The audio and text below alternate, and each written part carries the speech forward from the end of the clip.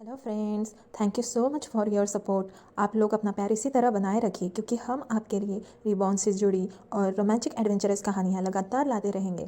तो बिना देर किए चलिए कहानी शुरू करते हैं। शायद जश्न में वास्तव में जादू था, क्योंकि जियो येयांग ने दाओहुआ से शादी करने के बाद ओल्ड मैडम गू की भावना में धीरे धीरे सुधार होना शुरू हो गया। दवा लेने पर उसे उल्टी होना बंद हो गई और रात में खांसी के साथ खून भी नहीं आता। यह देखकर सभी बहुत प्रसन्न हुए। फरवरी के मध्य तक पहाड़ियां आड़ू के फूलों से भर गईं। अचानक बूढ़ी मैडम गू को एक सनक सवार हुई और उसने बाहर घूमने जाने की इच्छा व्यक्त की। यह सुनकर दाओहुआ तुरंत मुस्कुराया और कहा, निश्चित रूप से, आज मौसम न तो बहुत ठंडा है और न ही बहुत गर्म, टहलने के लिए बिल्कुल उपयुक्त है। जियो येयांग व्हीलचेयर लेकर आया और बूढ़ी मैडम गू को आंगन से बाहर धकेल दिया। गू जियान और मैडम यान पीछे पीछे चले। समूह ने एक साथ पहाड़ी से नीचे उतरना शुरू किया। खेतों के बीच ग्रामीण वसंत की जुताई की तैयारी में व्यस्त थे। काम कर रहे ग्रामीणों को देखकर बूढ़ी मैडम गू कुछ देर के लिए उनसे बातचीत करने के लिए रुकी। बूढ़ी मैडम गू पूरी सुबह बहुत जोश में थी। थकान के लक्षण दिखने से पहले उन्होंने ताओहुआ गांव का पूरा दौरा किया। दीदी, लगभग दोपहर हो गई है। चलो वापस चलते हैं, गू जियान ने सुझाव दिया। बूढ़ी मैडम गू ने अनिच्छा से इधर उधर देखा, मानो ताओहुआ गांव के दृश्यों को अपने दिमाग में उकेरने की कोशिश कर रही हो। थोड़ी देर बाद उसने सिर हिलाया, ठीक है। जब वे पहाड़ी की चोटी पर पहुंचे और पहाड़ों पर शानदार आड़ू के फूल देखे, तो बूढ़ी मैडम गू ने कहा कि वह कुछ देर फूलों का आनंद लेना चाहती थी। आप सभी अपने कार्यों में आगे बढ़ें। येयांग और दाओहुआ मेरे साथ हैं, तो मैं ठीक हो जाऊंगा। गू जियांग को दवा बनाने के लिए वापस जाना पड़ा। ताओहुआ मंदिर में वापस जाने से पहले दाओहुआ और जियो येयांग को ओल्ड मैडम गू की अच्छी देखभाल करने का निर्देश दिया। मैडम यांग, यह देखकर कि पहाड़ की चोटी पर हवा थोड़ी तेज थी और बूढ़ी मैडम गू को ठंड लगने की चिंता थी, वह उसके लिए एक लबादा लेने गई। एक बार जब वे दोनों चले गए, तो बूढ़ी मैडम गू ने जियो यांग से उसे पहाड़ के सबसे ऊंचे स्थान पर धकेलने के लिए कहा। दाओहुआ ने तुरंत कहा, दादी, वहां हवा बहुत तेज है। आइए बस यहाँ के फूलों का आनंद लें। बूढ़ी मैडम गू ने मुस्कुराते हुए अपना सिर हिलाया, मैं बस शिखर के ऊपर खड़ा होना चाहता हूँ और नीचे के दृश्यों को देखना चाहता हूँ। बस एक नजर। चिंता मत करो, आज ठंड नहीं है, मुझे ठंड नहीं लगेगी। बूढ़ी मैडम गू की आंखों में लालसा देखकर दाओहुआ और जियो येयांग ने एक दूसरे पर नजर डाली और मना करना मुश्किल हो गया और अंत में उन्होंने उसे वहां धकेल दिया। जल्द ही जियो येयांग और दाओहुआ ओल्ड मैडम गू को पहाड़ के सबसे ऊंचे स्थान पर ले आए। देखो, यह ताओहुआ गांव के अंदर और बाहर जाने वाली सड़क है। बूढ़ी मैडम गू ने हंसते हुए नीचे गंदगी भरे रास्ते की ओर इशारा करते हुए कहा, जब भी तुम आओगे, तुम्हें वहां से होकर गुजरना होगा। फिर वह चुपचाप गांव के प्रवेश द्वार की ओर देखती रही, बहुत देर तक अपनी नजर नहीं हटाए। अंत में उसने अफसोस के साथ कहा, क्या अफसोस है, मैं इसे अब और नहीं देख पाऊंगी। दाओहुआ को उन शब्दों को सुनकर असहज महसूस हुआ और बूढ़ी मैडम गू के चेहरे पर उदासी का संकेत देखकर जल्दी से मुस्कुराया और कहा, दादी, जियो यांग और मैं अक्सर आपसे और मास्टर से मिलने आएंगे। आप बस ठीक होने पर ध्यान केंद्रित करें और जल्द ही आप गांव के प्रवेश द्वार पर हमसे मिल सकेंगे। बूढ़ी मैडम गू जोर से हंसने लगी। उन्होंने दाओहुआ और जियो येयान के हाथों को एक साथ खींचते हुए कहा, बेहतर होगा कि आप दोनों एक दूसरे के प्रति अच्छे रहें। जियो येयांग ने दाओहुआ की ओर देखा, झुक गया और बूढ़ी मैडम गू की ओर देखकर मुस्कुराया, दादी, मैं निश्चित रूप से दाओहुआ के साथ अच्छा व्यवहार करूंगा। जब तक हमारे बाल सफेद नहीं हो जाते, तब तक उसके साथ रहूंगा और हमेशा उसके साथ रहूंगा। बूढ़ी मैडम गू की आंखों में मुस्कान गहरी हो गई। दाओहुआ जियो येयान को देख रही थी, उसकी आंखों में भी खुशी की झलक थी। बूढ़ी मैडम गू ने कुछ ही दूरी पर एक आड़ू के पेड़ की ओर इशारा करते हुए कहा, वहां आड़ू के फूल बहुत शानदार ढंग से खिल रहे हैं। जाओ मेरे लिए कुछ शाखाएं चुनो, जब हम लौटेंगे तो मैं उन्हें एक फूलदान में रखना चाहता हूँ। जियो येयांग तुरंत मुस्कुराया और आड़ू के फूल तोड़ने चला गया। यह देखते हुए कि इस समय कोई हवा नहीं थी, दाहुआ ने बूढ़ी मैडम गू को पीछे धकेलने की जल्दी नहीं की और जियो येयांग को या तो बहुत बड़ी या बहुत छोटी शाखाएं उठाते हुए देखकर तुरंत मदद के लिए आगे बढ़ गया। जल्द ही दोनों आड़ू के फूलों की कई शाखाएं लेकर लौटे। जब वे ओल्ड मैडम गू के पास वापस आए, तो जियो येयांग ने दाओहुआ के बालों में आड़ू के फूलों का एक छोटा सा स्प्रे लगाया और मुस्कुराते हुए पूछा, दादी, क्या यह अच्छा लग रहा है? दाओहुआ ने जियो येयांग को घूर कर देखा, लेकिन ओल्ड मैडम गू को उसकी सराहना करते देख उसने उसे बेहतर दृश्य देने के लिए मुस्कुराते हुए अपना सिर घुमाया। बूढ़ी मैडम गू की आंखें खुशी से चमक उठी। सुंदर, दाहुआ बहुत सुंदर है, उस पर सब कुछ अच्छा लगता है।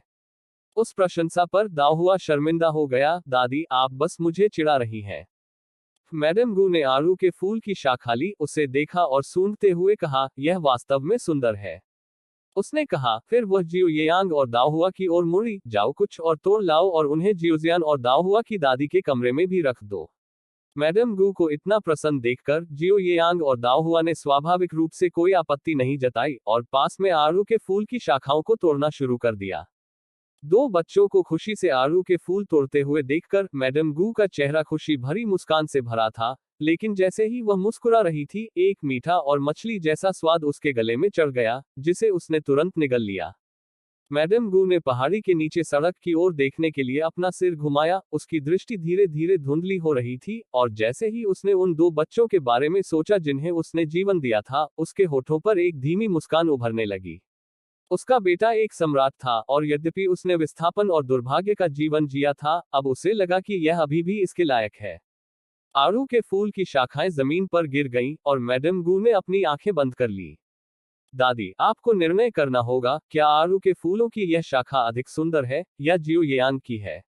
दाओहुआ और जियो येयांग दोनों आड़ू के फूलों की अपनी शाखाएं पकड़े हुए दौड़े और मैडम गू को शांतिपूर्ण अभिव्यक्ति और उसके होठों पर मुस्कान के साथ आराम करते देखा, जैसे कि वह बस सो गई हो। दोनों के दिल तेजी से धड़कने लगे। दादी, दादी, उन्होंने अस्थायी रूप से पुकारा और मैडम गू को बिल्कुल भी हिलते नहीं देखकर उनकी आंखें तुरंत लाल हो गईं। उसी समय गू जियान एक दवा का जार लेकर आया और मैडम गू को बंद आंखों से देखते हुए दवा का जार कांपते हुए जमीन पर गिर गया और ऊपर चला गया। फिर उसकी नाक पर उसकी सांस की जांच करने के लिए हाथ बढ़ाया। सांस न मिलने के कारण गू जियान पिचके हुए गुब्बारे की तरह कमजोर होकर जमीन पर गिर पड़ा। उसके घुटने टेकने से दाहुआ और जियो येयांग के दिल सदमे में आ गए। जियो येयांग ने दाहुआ को आगे खींचा और वे मैडम गू की व्हीलचेयर के सामने घुटनों के बल बैठ गए। ताओहुआ मंदिर में सफेद कपड़े और बैनर लटकाए गए थे। मैडम गू की मृत्यु के बाद गू जियान अवाक हो गया और हर चीज के प्रति उदासीन हो गया। उसने खुद को मैडम गू के कमरे में बंद कर लिया। इस प्रकार अंतिम संस्कार के मामलों का प्रबंधन केवल जियो येयांग द्वारा किया जा सकता था। जियो येयांग और दाओहुआ टाट में और शोक कपड़े पहने हुए शांत ताओहुआ मंदिर को देखते हुए मैडम गू के पैतृक हॉल के सामने घुटने टेक दिए। किसी के भी सांत्वना देने नहीं आने से दोनों के दिलों में ठंडक महसूस हुई। जियो येयान को मैडम गू के लिए गहरा दुख महसूस हुआ। बीजिंग में किसी छोटे अधिकारी के परिवार के सदस्य की मौत पर भी इससे ज्यादा हलचल होती। आखिरकार वह एक सम्राट की मां थी। बूढ़ी मैडम यान ने यान परिवार को संदेश भेजा और अगले दिन यान झिगाओ मैडम ली और यान वेनशियू के साथ अनुष्ठानिक प्रसाद लेकर पहुंचे। दाओहुआ और जियो येयान को एक साथ घुटनों के बल बैठे देखकर वे भौहें चढ़ाए बिना नहीं रह सके। धूप अर्पित करने के बाद बूढ़ी मैडम यान ने यान झिगाओ और मैडम ली को कमरे में खींच लिया। यान वेनशियू ने अपनी दादी को अपने पीछे छोड़ते हुए देखकर कोई आपत्ति नहीं जताई। इसके बजाय वह दाओहुआ और जियो येयान के पास गया और पूछा, येयांग, तुम यहाँ क्या कर रहे हो। उसे अपनी बड़ी बहन के साथ घुटनों के बल बैठे देखकर कोई भी यही सोचेगा कि वे पति पत्नी हैं। जियो येयांग ने उसकी ओर देखा, फिर यह याद करते हुए कि यह उसके चाचा थे, वह समझाने से पहले एक क्षण झिझका। दादी मेरे प्रति दयालु थी। वह अभी तक बाहरी लोगों को उसकी असली पहचान नहीं बता सका, इसलिए उसे अभी बस इतना ही कहना पड़ा। यान वेनशियू ने एहसास की झलक दिखाई और दाओहुआ को जियो येयांग के बगल में घुटने टेकते हुए देखकर उसने खुद को रोकने की कोशिश की, लेकिन फिर भी कहा, बड़ी बहन, आपके लिए येयांग के बगल में घुटने टेकना अनुचित है। आपको उठना चाहिए और इसके बजाय दूसरी तरफ घुटने टेकना चाहिए। दाओहुआ ने जियो येयांग पर नजर डाली, लेकिन फिर सीधे अपने भाई को जॉस पेपर का एक ढेर सौंप दिया। बड़े भाई, यहाँ इतनी सारी औपचारिकताओं की कोई जरूरत नहीं है। आपको घुटने टेककर इन्हें भी जला देना चाहिए। यान वेनशियू ने इसे अस्वीकार कर दिया, हालांकि कोई भी शोक व्यक्त करने नहीं आया था, फिर भी यह उसकी बहन की प्रतिष्ठा के लिए अच्छा नहीं था। जैसे ही वह और कहने ही वाला था, यान झिगाओ और मैडम ली आ गए। यह देखकर कि उन्होंने भी शोक की पोशाक पहनी हुई थी, वे आश्चर्यचकित रह गए। वेनशियू, तुम्हें भी अपने शोक के कपड़े बदलने चाहिए और घुटनों के बल बैठना चाहिए। यान झिगाओ ने यान वेनशियू को बताया, फिर सम्मानपूर्वक पैतृक हॉल की ओर झुके। उसके बाद मैडम ली आईं। सम्मान देने के बाद उन दोनों ने घुटने टेक दिए और जॉस पेपर जलाना शुरू कर दिया। यान वेनशियू भ्रमित था, लेकिन फिर भी उसने बात मानी। दादी गू को उनकी आत्मा को दफनाए जाने के 7 दिन बाद दफनाया गया। गू परिवार की पैतृक कब्र में दफनाया गया, जैसा कि उन्होंने गू जियान के साथ बहुत पहले ही तय कर लिया था। दादी गू को दफनाने के बाद बूढ़ी मैडम यान, यान झिगाओ, मैडम ली और यान वेनशियू के साथ निंगमैन प्रांत लौटने के लिए तैयार थी। सिस्टर गू के चले जाने के बाद ताओहुआ मंदिर में अब और रुकना उनके लिए अनुचित था। हालांकि दाओहुआ और जियो येयान पीछे रह गए, आंशिक रूप से शोक मनाने के लिए और आंशिक रूप से क्योंकि वे गू जियान के बारे में अपने दिमाग को शांत नहीं कर सके। पिताजी, माँ, क्या मुझे भी रुकना चाहिए? बड़ी बहन को यहाँ अकेले छोड़ना ठीक नहीं है। फेरी क्रॉसिंग की सड़क पर अंधेरे में रखे गए यान वेनशियू ने बेचैनी के साथ दाओहुआ और जियो येयान को साथ साथ चलते हुए देखा। यान झिगाओ ने मैडम ली की ओर देखा, जिन्होंने फिर ओल्ड मैडम यान की ओर देखा। बूढ़ी मैडम यान ने अपना सिर हिलाया। मास्टर गू स्वभाव से थोड़े सनकी हैं, और इस समय वह निश्चित रूप से बाहरी लोगों को नहीं देखना चाहेंगे। वेनशियू, हमारे साथ वापस जाओ। यान वेनशियू को उम्मीद नहीं थी कि उसकी दादी इस तरह की प्रतिक्रिया देंगी। उसे विश्वास नहीं हो रहा था कि वह उसकी चिंता को समझ नहीं पाई, क्योंकि यान के साथ अकेले रहना बड़ी बहन की प्रतिष्ठा के लिए अच्छा नहीं था।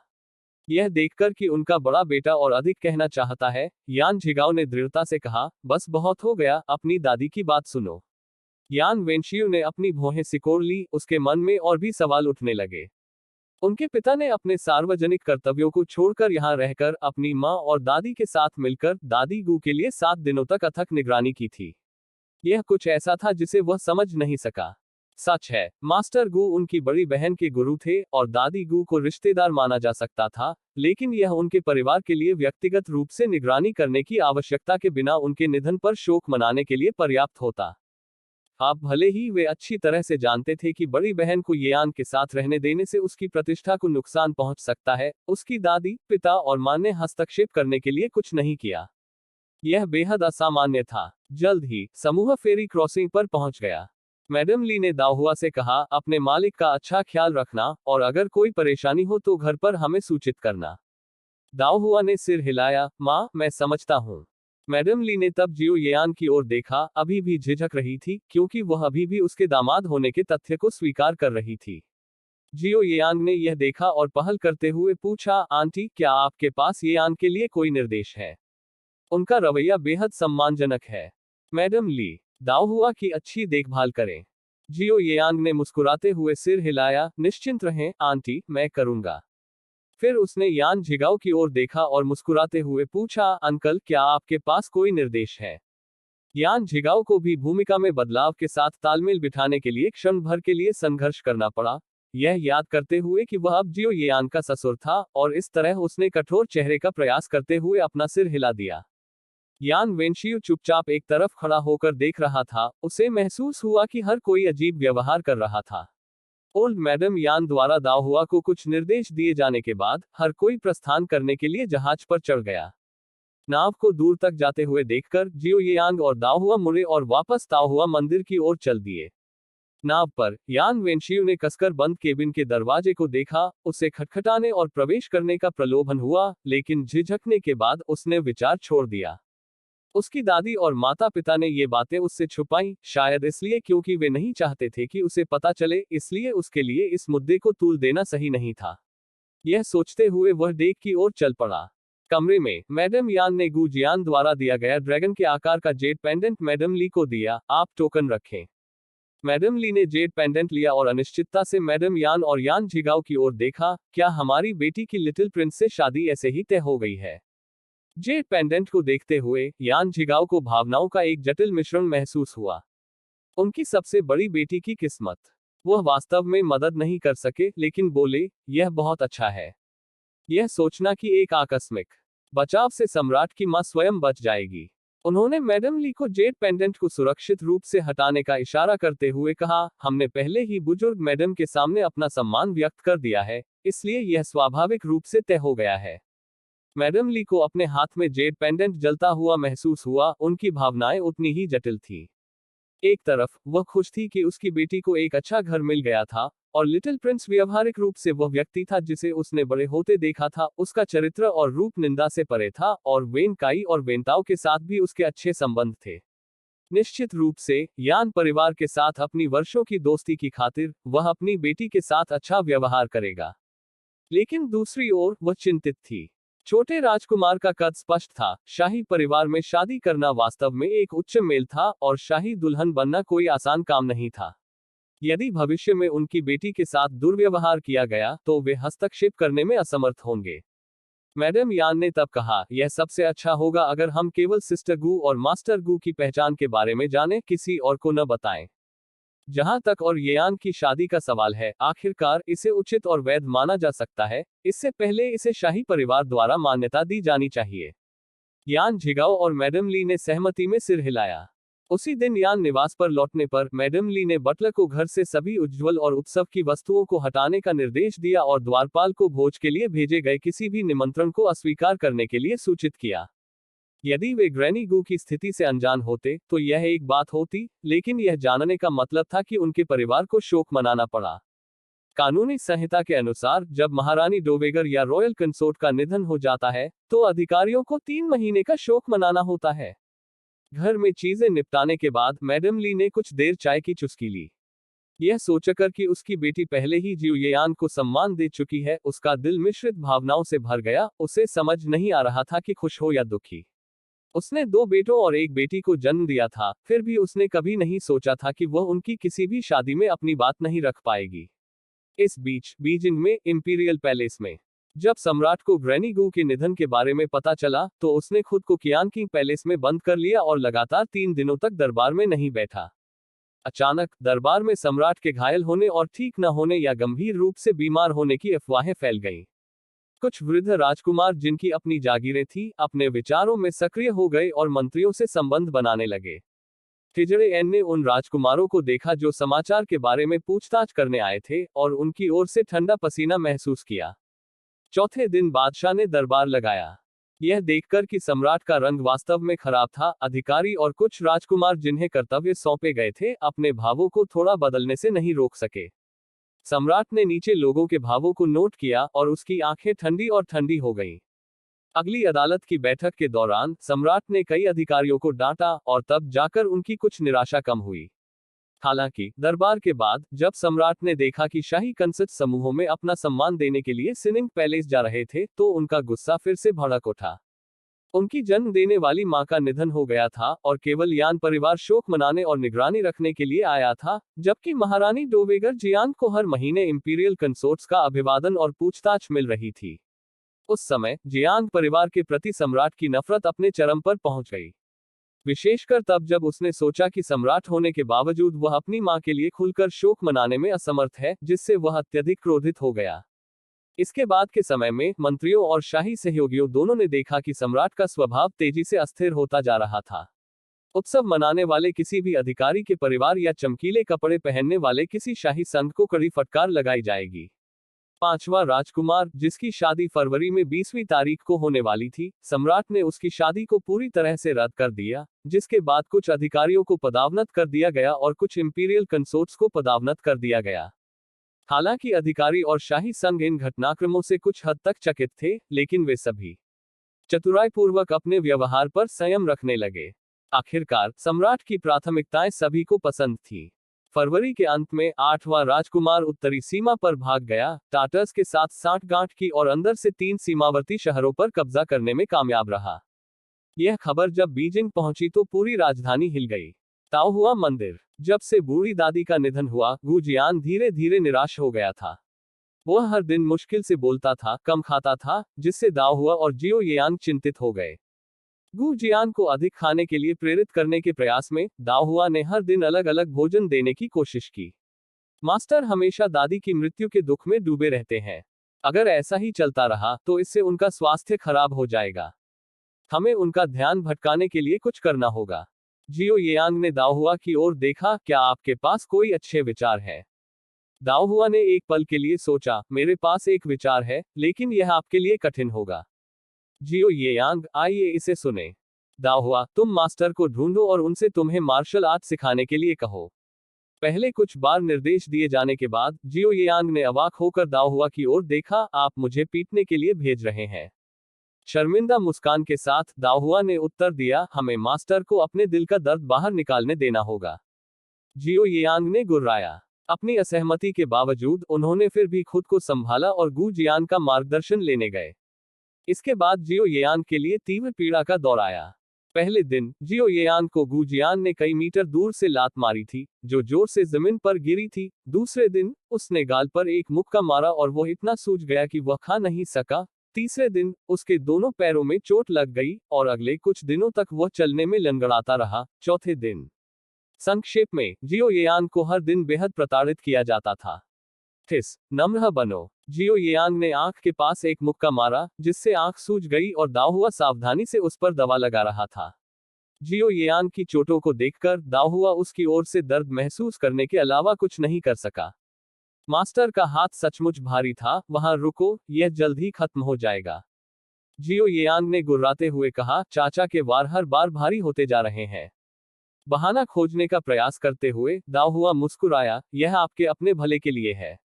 देखो, कुछ दिनों के निर्देश के बाद क्या आपकी प्रतिक्रिया की गति पहले की तुलना में बहुत तेज नहीं हो गई है? यह कुछ ऐसा था जिसे जियो येआंग नकार नहीं सकता था। चाचा की चालें तेज और पेचीदा थी, उनमें से कई अप्रत्याशित थी, और वास्तव में उन्होंने बहुत कुछ सीखा था। दाओहुआ ने मुस्कुराते हुए उसे प्रोत्साहित किया, इसे जारी रखो। इन दिनों के दौरान मास्टर पहले की तरह चुप नहीं रहे और उनकी भूख सामान्य हो गई है। यह सब आपके प्रयास का धन्यवाद है। यह सुनकर जियो येआंग ने खुशी से अपनी भौहें ऊपर उठाई, लेकिन मुस्कुराहट के साथ अपने घावों को खींच लिया, जिससे वह दर्द से हौंफने लगा। मैंने तुमसे कहा था कि इधर उधर मत घूमो। दाओहुआ ने तुरंत उस पर आइस पैक लगाया। उसी समय डेफू हाथ में एक नोट पकड़े हुए अंदर आया। इसे देखकर दाओहुआ टिप्पणी करने से खुद को नहीं रोक सका। मार्च में प्रवेश करने के बाद आपको प्राप्त वाहक कबूतर संदेशों की संख्या में वृद्धि हुई है ना? जियो येआंग ने नोट लिया और पढ़ना शुरू किया। खत्म करने के बाद उसकी भौहें सिकुड़ गईं। दाओहुआ, क्या गलत है? जियो येआंग ने गंभीर चेहरे के साथ कहा, 8 प्रिंसेस पार्टी के पास सीमा पर सैन्य नेताओं का शिकार करने में विशेषज्ञता वाले वफादारों की एक सेना है।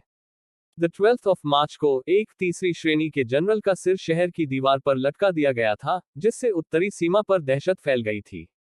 दाओहुआ की भौहें एक साथ जुड़ गईं, उसे अपने 2 भाइयों की चिंता होने लगी, जिन्होंने उत्तरी सीमा पर ऐसे वफादारों का सामना किया था। उसकी नाराजगी देखकर जियो येआंग ने उसे अपने हाथ से शांत किया, चिंता मत करो। वेंटाओ और वेन काई ठीक हो जाएंगे। यह जानते हुए कि चिंता बेकार है और यहां तक दूसरों की भावनाओं को भी प्रभावित कर सकती है, दाओहुआ ने इस पर ध्यान देना बंद कर दिया। मैं अगली बार और गोलियां तैयार करूंगा और उन्हें भेजूंगा। अगले 2 दिनों में जियो येआंग को उत्तरी सीमा से कई और संदेश प्राप्त हुए। जियो येआंग की बढ़ती गंभीर अभिव्यक्ति को देखकर गू जियान मदद नहीं कर सका, लेकिन पूछा, क्या सीमा पर स्थिति इतनी खराब है? जियो येआंग ने सिर हिलाया, 8 प्रिंसेस पार्टी का डेक्सिया में कुछ प्रभाव है। सीमा पर भागने से पहले उन्होंने वहां बड़ी मात्रा में धन और प्रावधान भेजे थे। 3 शहरों पर उनके लगातार कब्जे की सुविधा उन लोगों द्वारा दी गई थी, जिन्हें उन्होंने प्रत्येक शहर में बसाया था। अब वे उसी रणनीति को दोहराने की योजना बना रहे हैं और उन्होंने अन्य शहरों तक अपनी पहुंच बढ़ा दी है। अभी कुछ दिन पहले एक जनरल को मदद के लिए एक याचिका मिली। उन्होंने अपने सैनिकों को उनका समर्थन करने के लिए नेतृत्व किया, लेकिन पता चला कि याचिका दुश्मन के अंदर के आदमी द्वारा भेजी गई थी, जिसके परिणामस्वरूप पूरी इकाई का विनाश हुआ। इस अविश्वास के कारण अंतहीन सीमा पर प्रमुख गणों के नेता एक दूसरे पर भरोसा नहीं कर सकते हैं, और टाटर्स के निकट आने के साथ यह युद्ध के प्रयासों के लिए बेहद हानिकारक है। गू जियान ने अपनी भौहें सिकोड़ी, क्या किया जाना चाहिए? जियो येआंग की आंखें सिकुड़ गईं। सबसे पहले, हमें अपने शहरों में लगाए गए 8 प्रिंसेस पार्टी के गुर्गों को बाहर निकालने की जरूरत है। अन्यथा आपसी अविश्वास सैन्य दिल को अस्थिर कर देगा। इसके अलावा एक जोखिम है कि हमारी युद्ध रणनीतियां लीक हो सकती हैं। गू जियान की चिंता देखकर जियो येआंग मुस्कुराया, चिंता मत करो अंकल। सम्राट ने पहले ही जिनलिंग गार्ड के कमांडर को भेज दिया है। गुर्गों को जड़ से उखाड़ने में ज्यादा समय नहीं लगेगा। गू जियान ने सिर हिलाया। इस बीच इंपीरियल पैलेस में सम्राट ने भावशून्य चेहरे से सीमा से आए संदेश को देखा। ग्रैंड सेक्रेटरी यांग चेंगहुआ, 5 सेनाओं के बाएं कमांडर वू जिंगी और दाएं कमांडर हे गुंग्याओ सभी चुपचाप नीचे खड़े थे। सम्राट ने यांग चेंगहुआ की ओर देखा, जो अपने शब्दों को रोक रहा था। आप क्या कहना चाहते हैं? यांग चेंगहुआ ने झुककर कहा, महाराज, बहुत से लोग जियो जियांगचेन को जानते हैं। उनके उत्तरी सीमा पर जाने से 8 राजकुमारों की पार्टी निश्चित रूप से सतर्क हो जाएगी और उनके जासूसों को जड़ से उखाड़ना आसान नहीं होगा। सम्राट ने अपनी आंखें सिकोड़ ली और मेज पर अपनी उंगलियां थपथपा दी। थोड़ी देर बाद उन्होंने एक ऐसा प्रश्न पूछा जो असंबंधित लग रहा था, आज की तारीख क्या है? टिजड़े एन ने तुरंत उत्तर दिया, यह मार्च का 23वां दिन है। सम्राट की आंखें चमक उठी। 4 दिनों में यह उनकी मां का 7वां होगा। उन्होंने कहा, मैं मुद्दे को समझता हूं। आप अब जा सकते हैं। यह देखकर कि सम्राट ने और कुछ नहीं कहा, यांग चेंगहुआ, वू जिंगी और हे गुंग्याओ ने एक दूसरे पर नजरें डाली और फिर झुककर पीछे हट गए। एक बार जब वे चले गए तो सम्राट वेई क्यूई को बुलाने से पहले एक पल के लिए चुप हो गया। येयांग को एक संदेश भेजें, उसे 29 मार्च के बाद उत्तरी सीमा के लिए जाने के लिए कहें। प्रकाश में शिव जियांगचेन और अंधेरे में उसके साथ उन्हें सहयोग करने के लिए कहें और 8वें राजकुमार के गुट के सभी सदस्यों को पकड़ना सुनिश्चित करें। वेई क्यूई ने सिर हिलाया और जल्दी से संदेश भेजने के लिए चला गया। 29 मार्च को गु जियान बूढ़ी दादी की कब्र पर कागज जलाने के लिए दाओहुआ और जियो येयान को ले गया। वापस जाते समय दाओहुआ ने जियो येयान को देखा और पूछा, क्या आप उत्तरी सीमा पर जा रहे हैं? जियो येयांग ने कुछ देर तक चुपचाप दाओहुआ को देखा और फिर सिर हिलाया, हाँ। दाओहुआ ने चुपचाप अपना सिर नीचे कर लिया और काफी देर के बाद आखिरकार बोली, जब मैं वापस आऊंगी तो मैं आपके लिए कुछ और औषधीय मरहम और जिनसेंग शक्तिवर्धक गोलियां तैयार करूंगी। जियो येयांग ने सिर हिलाया। थोड़ी देर बाद दाओहुआ ने फिर से पूछा, जब कुत्ता जियाओसिन और कुत्ता जियाओ चले गए तो वे दोनों अपने साथ एक शिकार कुत्ता ले गए। क्या आप भी एक लेना चाहते हैं? जियो येयांग मुस्कुराया और सिर हिलाया, हाँ, मैं डॉग शियाओई को ले जाऊंगा। दाओहुआ ने भौहें चढ़ाते हुए कहा, डॉग शियाओई बहुत ज्यादा खाता है और जहां भी खाना मिलता है वहां दौड़ता है। हो सकता है कि इसके बजाय डॉग शियाओई को ले लें, या डॉग शियाओसन, जो काफी तेज दौड़ता है। जियो येयांग ने अपना सिर हिलाया, मुझे कुत्ता जियाओई पसंद है, गोल मटोल और काफी प्यारा। दाओहुआ ने उस पर अपनी आंखें घुमाई, आप एक मिशन पर जा रहे हैं, पिकनिक पर नहीं। जियो येयांग ने हंसते हुए कहा, यही कारण है कि मैं मिशन के लिए जियोई को साथ ला रहा हूं। दाओहुआ इस पर उसके साथ बहस नहीं करना चाहता, इसे रहने दो। कुत्ता शियाओई यह था। थोड़ी देर बाद दाओहुआ ने फिर पूछा, आप कब जा रहे हैं? जियो येयांग, कल। दाओहुआ आश्चर्यचकित होकर बोला, इतनी जल्दी? जियो येयांग ने सिर हिलाया। दाओहुआ ने पूछा, क्या आपने मास्टर को बताया है? जियो येयांग ने उत्तर दिया, हाँ, जब मुझे इंपीरियल अंकल से संदेश मिला तो मैंने उन्हें बताया। दाओहुआ ने उनके आगे चल रहे गु जियान पर नजर डाली और क्रोधित होकर कहा, तुम्हारे चले जाने के बाद मुझे अकेले ही मास्टर का ध्यान भटकाना होगा। मुझे आशा है कि मैं तुम्हारी तरह घायल और पिटा हुआ नहीं होऊंगा। जियो येयांग ने हंसते हुए कहा, क्या आप वाकई मार्शल आर्ट में अंकल का मार्गदर्शन लेना चाहते हैं? दाओहुआ ने दृढ़ता से सिर हिलाया, बेशक। मुझे लगता है कि मेरी विप तकनीक में सुधार की बहुत गुंजाइश है। मास्टर ने मुझे जो कदम सिखाए हैं उनके साथ मिलकर मैं भविष्य में आपसे नहीं डरूंगा। जियो येयांग हंसने और चिढ़ाने के अलावा कुछ नहीं कर सका, तुम मुझसे कब डरे हो? तीनों दाओहुआ मंदिर लौट आए। दाओहुआ फार्मेसी में गई और इस दौरान उसने जो गोलियां और मसाले तैयार किए थे उन्हें पैक किया, जबकि गु जियान जियो येयांग को उसके मार्शल कौशल की कमियों पर गहन मार्गदर्शन देने के लिए आंगन में एक तरफ ले गया। रात के खाने के बाद दाओहुआ ने जियो येयांग को पैक किए गए पार्सल सौंपे और उसकी ओर देखा, आपको जल्दी आराम करना चाहिए, आपको कल यात्रा करनी है। ये कहकर वो जाने के लिए मुड़ी। जियो येयांग ने तेजी से दाओहुआ को वापस खींचने के लिए हाथ बढ़ाया, रुको, मेरे पास तुम्हारे लिए कुछ है। दाओहुआ शांत खड़ा होकर देख रहा था कि जियो येयांग एक नक्काशीदार लकड़ी का बक्सा लाने के लिए अपने कमरे में वापस गया। उसने उत्सुकता से पूछा, यह क्या है? जियो येयांग ने बॉक्स खोला और एक पीली जेड सूरजमुखी हेयरपिन निकाली। जीवंत हेयरपिन को देखते हुए दाओहुआ मुस्कुराया, यह अचानक है, आपने मुझे हेयरपिन देने के बारे में क्यों सोचा? जियो येयांग ने खेद व्यक्त किया, मैंने मूल रूप से इसे आपको तब देने की योजना बनाई थी जब आप वयस्कता की उम्र तक पहुंच जाएंगे, और फिर आपको इसे अपने बालों को संवारने के लिए उपयोग करते हुए देखूंगा। लेकिन अब जब मैं उत्तरी सीमा पर जा रहा हूं, तो मुझे नहीं पता कि मैं आपके आने वाले उम्र के समारोह के लिए वापस आ पाऊंगा या नहीं, इसलिए मैं इसे आपको जल्दी दे रहा हूं। इसके साथ ही उन्होंने दाओहुआ के बालों में पीली जेड सूरजमुखी हेयरपिन डाली, उसकी सावधानीपूर्वक जांच की और मुस्कुराते हुए कहा, यह अच्छा लग रहा है। दाओहुआ ने उस पर तिरछी नजर डाली और हेयरपिन को बाहर निकालने के लिए ऊपर पहुंची और खेलने के लिए उसे अपने हाथों में पकड़ लिया।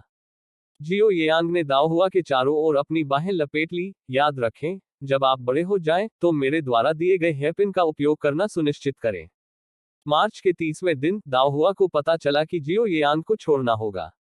वह जल्दी उठी और व्यक्तिगत रूप से उसके लिए दीर्घायु नूडल्स का एक कटोरा पकाया। जल्दी खाओ, मुझे डर है कि तुम्हें इस साल अपना जन्मदिन उत्तरी सीमा पर बिताना पड़ेगा।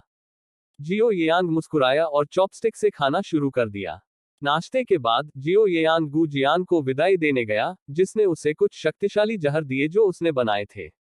गू जियान ने कुछ सलाह दी और फिर उसने जियो येयांग को दूर ले जाने के लिए दाओहुआ को हाथ हिलाया। मैं नए निवास के लोगों को अपने साथ नहीं ले जाऊंगा। अगर कुछ भी होता है तो देशों को ढूंढने जाएं। वह जोंगझू में जिनलिंग गार्ड से संपर्क कर सकता है। जियो येयांग ने दाओहुआ को पहाड़ से नीचे ले जाया, उसे सावधानीपूर्वक निर्देश दिया और उसे एक टोकन दिया जो एक जांचकर्ता के रूप में उसके अधिकार का प्रतीक था। वह नहीं जानता था कि वह उत्तरी सीमा पर कितने समय तक रहेगा और उसे वास्तव में डर था कि उसकी अनुपस्थिति में कोई दाओहुआ को धमका सकता है। दाओहुआ ने टोकन की जांच की और पूछा, यदि आप मुझे टोकन देंगे तो आप कैसे प्रबंधन करेंगे? क्या आपको दूसरों के सामने अपनी पहचान साबित करने की जरूरत नहीं है? जियो येयांग ने हंसते हुए कहा, क्या मेरी पहचान को अभी भी एक टोकन के साथ साबित करने की जरूरत है? यह देखकर कि उसे कोई आपत्ति नहीं है, दाओहुआ ने फिर मना नहीं किया और टोकन अपने पस में रख लिया। जल्द ही वे फेरी क्रॉसिंग पर पहुंचे। जियो येयांग ने दाओहुआ से कहा, तुम्हें वहां अंकल की देखभाल करने के लिए कहना कठिन है। दाओहुआ ने उस पर तिरछी नजर डाली, वह मेरा स्वामी है। यह सोचकर कि वे कई महीनों या उससे भी अधिक समय तक अलग रहेंगे, जियो येयांग को भारी अनिच्छा महसूस हुई। उसने दाओहुआ को कसकर गले लगाने के लिए हाथ बढ़ाया, उसकी गर्दन के पीछे अपना सिर छिपाया और बड़बड़ाने से पहले कुछ देर चुप रहा, मेरी वापसी की प्रतीक्षा करो। दाओहुआ का दिल भी भावनाओं से भर गया जब उसने उसे गले लगाने दिया। जब आप उत्तरी सीमा पर पहुंचते हैं तो आपको सावधान रहना चाहिए। जियो येयांग ने गहरी सांस ली, दाओहुआ को जाने दिया और बिना पीछे देखे नाव पर चढ़ गया। जब नाव चलने लगी तभी वह किनारे पर बनी आकृति की ओर देखने के लिए मुड़ा। दाओहुआ चुपचाप नाव को बहते हुए देखता रहा। केवल जब वह गायब हो गया और दिखाई देना बंद हो गया, तब वह थककर दूर हो गई और दाओहुआ मंदिर में लौट आई। युवा प्रेमी अलगाव से सबसे ज्यादा डरते हैं। गू जियान अपने शिष्य को सांत्वना देने के लिए तैयार था, लेकिन उसे आश्चर्य हुआ जब उसकी शिष्या वापस लौटी तो उसने वांग मनमन से खाता पुस्तकों का ढेर लाने के लिए कहा। दाओहुआ ने विभिन्न संपदाओं की वसंत जुताई की स्थितियों की समीक्षा करना शुरू किया और अपने मालिक को दरवाजे पर खड़े सीधे उसे घूरते हुए देखकर उसने असमंजस में देखा और पूछा, मास्टर, क्या कुछ मामला है? गू जियान ने अपने शिष्य की अभिव्यक्ति पर नजर डाली और महसूस किया कि वह अनावश्यक रूप से चिंतित था। वह खींचकर बोला, कुछ नहीं। फिर अपनी एड़ी मोड़कर वह पिछवाड़े में दवा के खेत की देखभाल करने के लिए वापस चला गया। चिंतित है कि गू जियान फिर से अपने दुख में डूब सकता है, दाओहुआ ने तुरंत कहा, मास्टर, एक बार जब मैं वसंत की जुताई का काम पूरा कर लूं, तो आपको मुझे मेरी विप तकनीक पर कुछ मार्गदर्शन देना चाहिए। गू जियान ने उसकी ओर देखा और बिना किसी प्रतिबद्धता के हम कहा। काम करने के कारण दाओहुआ अपने विचारों पर ध्यान नहीं दे पाती थी। कुछ संपदाओं की वसंत जुताई की स्थिति की समीक्षा करने के बाद उन्होंने वांग मैनमैन से यान शोहो को बुलाने के लिए कहा। क्या साल के अंत से पहले हमारे द्वारा खरीदे गए 2 बंजर पहाड़ों से जमीन साफ कर दी गई है? यान शोहो ने सिर हिलाया, इसे साफ कर दिया गया है, लेकिन खेती योग्य भूमि खराब और बंजर है। वहां लगाए गए किसी भी चीज की उपज बहुत अधिक नहीं हो सकती है। दाओहुआ अत्यधिक चिंतित नहीं था, यह इस बात पर निर्भर करता है कि क्या लगाया गया है। यह सुनकर यान शोहो को जैसे कोई अनुभूति हुई, उसकी आंखें चमक उठी। मिस, क्या आप पहाड़ी भूमि पर आलू बोने के बारे में सोच रही हैं? दाओहुआ ने मुस्कुराते हुए सिर हिलाया, मेरी तरफ आलू के बीज पहले से ही तैयार है। जल्दी करो और अल्पकालिक श्रमिकों को इकट्ठा करो। सुनिश्चित करें कि अप्रैल के मध्य से पहले दोनों पहाड़ों की चोटियों पर आलू बो दिए जाएं। यान शोहो ने तुरंत सिर हिलाया, मैं इस पर सही विचार करूंगा। एक बार जब सभी लोग चले गए तो दाओहुआ ने हिसाब किताबें नीचे रख दी और आंगन में आड़ू के फूलों को देखकर सोच में पड़ गई। हालांकि उसकी दादी सास ने जियो येयांग के साथ उसकी सगाई का फैसला कर लिया था, लेकिन इसका मतलब यह नहीं था कि सब कुछ आसानी से हो जाएगा। इस युग में जहां सामाजिक स्थिति अत्यंत महत्वपूर्ण थी, यान परिवार की जड़ें उथली थी। एक राजकुमार के बेटे के साथ उसकी शादी को उसके पद से ऊपर की शादी के रूप में देखा गया था। जियो येयान को भले ही परवाह न हो, लेकिन दूसरों की नजर में वह निश्चित रूप से उसके लिए अयोग्य मानी जाएगी। गपशप किसी भी व्यक्ति को अभिभूत कर सकती है, और जहां तक मेरी बात है, मैं बराबरी का विवाह चाहता हूं, न कि कृपालुता या असमानता में फंसा हुआ। जियो येयांग और मेरे बीच सामाजिक प्रतिष्ठा में वास्तविक अंतर है, लेकिन अब मैं जो कर सकता हूं वह इस अंतर को कम करने के लिए अपना सर्वश्रेष्ठ प्रयास करना है। इस युग में एक महिला की स्थिति उसके परिवार और पुरुष रिश्तेदारों से आंकी जाती है। जहां तक यान परिवार की बात है, मुझे कोई भ्रम नहीं है। लेकिन मेरा अपना परिवार, हालांकि मेरा सबसे बड़ा भाई पहले से ही शाही परीक्षाओं में एक सफल उम्मीदवार है, फिर भी शाही अदालत में पद संभालने से पहले उसे अभी भी इंतजार करना होगा। फिलहाल मेरी सबसे अच्छी उम्मीद मेरे दत्तक पिता पर है। हाल के वर्षों में कार्यालय में उनकी उपलब्धियां सराहनीय रही हैं, और उन्होंने उच्च उपज वाली अनाज किस्मों के साथ लोगों का स्नेह प्राप्त किया है। हालांकि उन्होंने जो प्रसिद्धि अर्जित की है वह केवल क्षेत्रीय है। झेंझों के आसपास डेक्सिया में कई चौथे रैंक के अधिकारियों में से एक, बिना किसी विशेष उत्कृष्ट विशेषताओं के। इसके अलावा रैंक पर चढ़ने में समय लगता है। भले ही वह निंगमैन प्रांत के मजिस्ट्रेट के रूप में अपना कार्यकाल विशिष्टता के साथ पूरा करता है और बीजिंग में एक पद प्राप्त करता है, अधिक से अधिक वह एक रैंक ऊपर उठकर तीसरी रैंक का कैपिटल अधिकारी बन सकता है। यह पारिवारिक पृष्ठभूमि एक राजकुमार के बेटे के लिए अभी भी अपर्याप्त है। यदि आधिकारिक रैंक को तेजी से नहीं बढ़ाया जा सकता है और सांस्कृतिक गहराई हासिल करने में समय लगता है, तो यान परिवार का दर्जा बढ़ाना मेरी शक्ति में है। हाल ही में मैंने जियो येयांग से उत्तरी सीमा पर स्थिति के बारे में बहुत कुछ सुना है, कैसे 8वें राजकुमार साजिश रच रहे हैं और सीमावर्ती शहरों पर कब्जा कर लिया है, इंपीरियल कोर्ट के साथ एक लंबे गतिरोध का स्पष्ट संकेत। उत्तरी सीमा पर संघर्ष इतनी जल्दी कम नहीं होगा। युद्ध में विशाल संसाधनों की खपत होती है, और ऐसे समय में किसी की स्थिति में सुधार करने और व्यापक रूप से प्रसिद्ध होने का अनाज दान करने से बेहतर तरीका क्या हो सकता है। इस विचार के साथ दाहुआ उठा और संपत्ति का चक्कर लगाते हुए पहाड़ से नीचे उतरा। इन वर्षों में उसने बहुत सारे बीज जमा किए थे, जो अब बोए गए हैं। इस वर्ष फसल निश्चित रूप से भरपूर होगी। इसके बाद के दिनों में दाहुआ ने अपने गुरु के गहन प्रशिक्षण को सहते हुए जियो येयांग का स्थान ले लिया। हालांकि वह जियो येयांग जितनी कठोर नहीं थी, फिर भी उसे रोजाना कोड़े का सामना करना पड़ता था। गु जियान ने नियंत्रित बल का प्रयोग किया, जिससे दाहुआ के शरीर पर कोड़े से कोई निशान नहीं पड़ा, लेकिन दर्द उसकी हड्डियों में गहराई तक घुस गया। पलक झपकते ही मई आ गई। 15 मई के बाद यान निवास ने उत्सव की सजावट करना शुरू कर दिया। कोई अन्य कारण नहीं, 20 मई को यान परिवार के सबसे बड़े बेटे और पोते यान वेंशियू की खुशी भरी शादी का दिन था। बूढ़ी मैडम यान ने मैडम ली से कहा, क्या हान परिवार के मेहमान ठीक से बस गए हैं? मैडम ली मुस्कुराई, माँ निश्चिंत रहें, सब कुछ अच्छी तरह से व्यवस्थित है। कुछ और दिनों में तुम अपनी पोती से मिलोगी। बूढ़ी मैडम यान ने संतोषपूर्वक सिर हिलाया, फिर राहत भरी अभिव्यक्ति के साथ कहा, वेंक्सियू और दूसरी मिस हान ने शादी के लिए जो तारीख चुनी है वह वास्तव में शुभ है, सिस्टर गू के शोक की अवधि के ठीक बाद। यान झिगाओ और मैडम ली पूरी तरह सहमत हुए। अन्य परिवारों को ओल्ड मैडम गू की स्थिति के बारे में जानकारी नहीं हो सकती है, इसलिए शोक अवधि का पालन न करना क्षमा योग्य हो सकता है, लेकिन यदि हमारा परिवार जो जानता था इसकी उपेक्षा करेगा, तो महामहिम निश्चित रूप से अप्रसन्न होंगे। यान झिगाओ ने हंसते हुए कहा, हमारा सबसे बड़ा घर वास्तव में एक धन्य दुल्हन लेकर आया है। मैडम ली ने मुस्कुराते हुए सिर हिलाया। बूढ़ी मैडम यान ने पूछा, वह लड़की दाहुआ कब वापस आएगी? मैडम ली को अपनी बेटी की बहुत याद आती थी। बूढ़ी मैडम गू के शोक और बूढ़े मास्टर गू की देखभाल के कारण उसने 3 महीने से अधिक समय तक उसे नहीं देखा था। उसने उत्तर दिया, उसे आज वापस आ जाना चाहिए। बूढ़ी मैडम यान भी अपनी पोती को देखने के लिए उत्सुक थी, और उन्होंने आह भरते हुए कहा, हालांकि दाहुआ और येयान की सगाई की घोषणा नहीं की गई है, उन्होंने प्रतिज्ञा का आदान प्रदान किया है।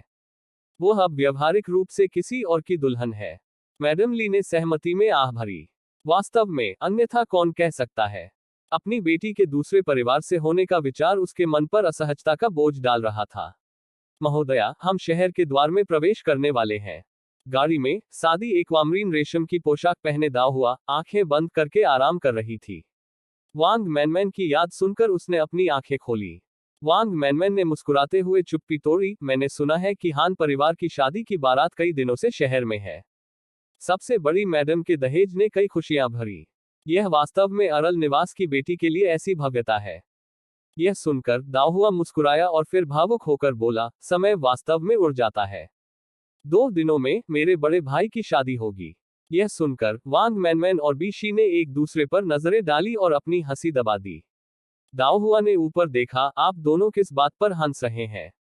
वांग मैनमैन ने मुस्कुराते हुए जवाब दिया, हम तो यही सोच रहे थे कि आपकी शादी बड़े मालिक से भी पहले हो गई। उस पर दाओहुआ ने उन दोनों की ओर घूर कर देखा, पिछली बार जियो येयांग के साथ जो हुआ वह सिर्फ सुविधा का मामला था। वांग मैनमैन और बीशी ने हंसते हुए कहा, भविष्य में युवा मास्टर निश्चित रूप से आपके लिए औपचारिक शादी के दस्तावेज और उपहार तैयार करेंगे। दाओहुआ ने भौहें चढ़ाते हुए कहा, युवा मास्टर्स या किसी भी चीज के बारे में बात मत करो। इसे ऐसा मत कहो, अगर किसी ने सुन लिया तो बुरा होगा। अभी और कहने ही वाला था कि गाड़ी अचानक जोर से हिल गई। वांग मैनमैन और बीशी सावधानी से पकड़े जाने पर गाड़ी के अंदर गिर गए और सीटों से जोर से टकरा गए। त्वरित प्रतिक्रिया करते हुए दाओहुआ ने खिड़की के फ्रेम को पकड़ लिया और उसे कोई नुकसान नहीं हुआ। कुछ मार्शल आर्ट में कुशल यान परिवार के अंगरक्षक कोचमैन ने तुरंत गाड़ी पर नियंत्रण हासिल कर लिया। इस बिंदु पर दाओहुआ ने पूछा, क्या हुआ? कोचमैन ने तुरंत उत्तर दिया, अभी अभी कुछ भिखारी बच्चे सामने वाली गाड़ी को चौंकाते हुए गली से बाहर भागे। टक्कर से बचने के लिए मुझे लगाम पीछे खींचनी पड़ी। यह सुनकर दाओहुआ ने गाड़ी के पर्दे का एक कोना उठाया और बाहर झांका।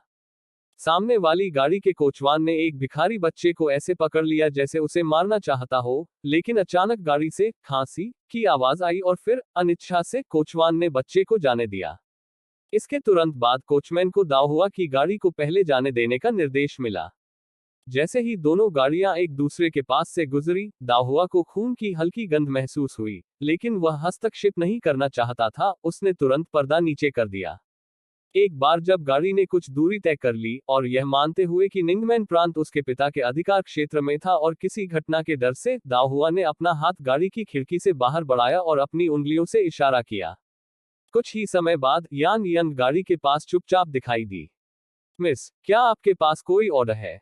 जिस गाड़ी से हम अभी गुजरे हैं उसका अनुसरण करें और देखें कि वे कौन है। यान यंग ने सिर हिलाया और पलक झपकते ही भीड़ में गायब हो गई, जैसे वह वहां कभी आई ही न हो। निर्देश देने के बाद दाओहुआ ने इस पर ज्यादा ध्यान नहीं दिया और जल्द ही वे यान निवास पर पहुंच गए। कई महीनों तक घर से दूर रहने के कारण दाओहुआ को घर की बहुत याद आती थी। वापस लौटने पर वह सीधे बूढ़ी मैडम के आंगन में गई और दिन भर अपने परिवार के साथ बातें करती रही। केवल शाम होने पर अपने आंगन में लौटती थी। यान यंग अभी तक वापस क्यों नहीं आई? तरोताजा होने और यह देखने के बाद कि अंधेरा हो रहा है, फिर भी यान यंग वापस नहीं आई है, दाओहुआ अपनी भौहें सिकोड़ने के अलावा कुछ नहीं कर सकी। क्या कुछ हो सकता था? यह मानते हुए कि यान यंग मार्शल आर्ट में कुशल थी, दाओहुआ ने अस्थायी रूप से अपनी चिंता को दबा दिया और बूढ़ी मैडम के आंगन में भोजन करने के लिए निकल गई।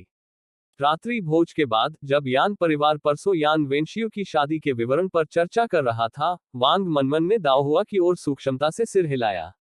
यह जानकर कि यान यंग वापस आ गई है, दाओहुआ को राहत महसूस हुई। वह थोड़ी देर और बैठी रही, फिर जब लोग तितर बितर होने लगे तो वह सबके साथ चली गई। आपको इतना समय क्यों लगा? जैसे ही वह अपने आंगन में लौटी, दाओहुआ ने वांग मनमन को यान यंग को उससे मिलने के लिए बुलाया। यान यंग ने गंभीरता से कहा, मिस, आज आपने मुझे जिस व्यक्ति का अनुसरण कराया था, वह 8 प्रिंसेस पार्टी से जुड़ा है। मैं निरीक्षण करने के लिए अधिक समय तक रुका था, यही कारण है कि मैं देर से लौटा। दाओहुआ की आंखें चौड़ी हो गईं। 8 प्रिंसेस पार्टी, क्या आप निश्चित हैं? यान यंग ने सिर हिलाया। दाओहुआ ने भौहें चढ़ाते हुए कहा, क्या झेंझो, फैंक्सी और जिगून प्रांतों में 8 प्रिंसेस पार्टी के सभी सदस्यों को जियो येयांग और उनके लोगों ने खत्म नहीं कर दिया? ऐसे लोग कैसे हो सकते हैं जो बच गए? बोलते बोलते वह रुक गई। यदि आप पकड़े नहीं गए थे, तो आप तुरंत क्यों नहीं चले गए? आप बेशर्मी से निंगमैन प्रांत में क्यों आए? यान यंग ने उत्तर दिया, मिस, जब मैं लौटी तो मैंने पाया कि जियांग परिवार गुप्त रूप से किसी की तलाश कर रहा था। दाओहुआ, क्या आप सुझाव दे रहे हैं कि जियांग परिवार 8 प्रिंसेस पार्टी के सदस्यों की तलाश कर रहा है?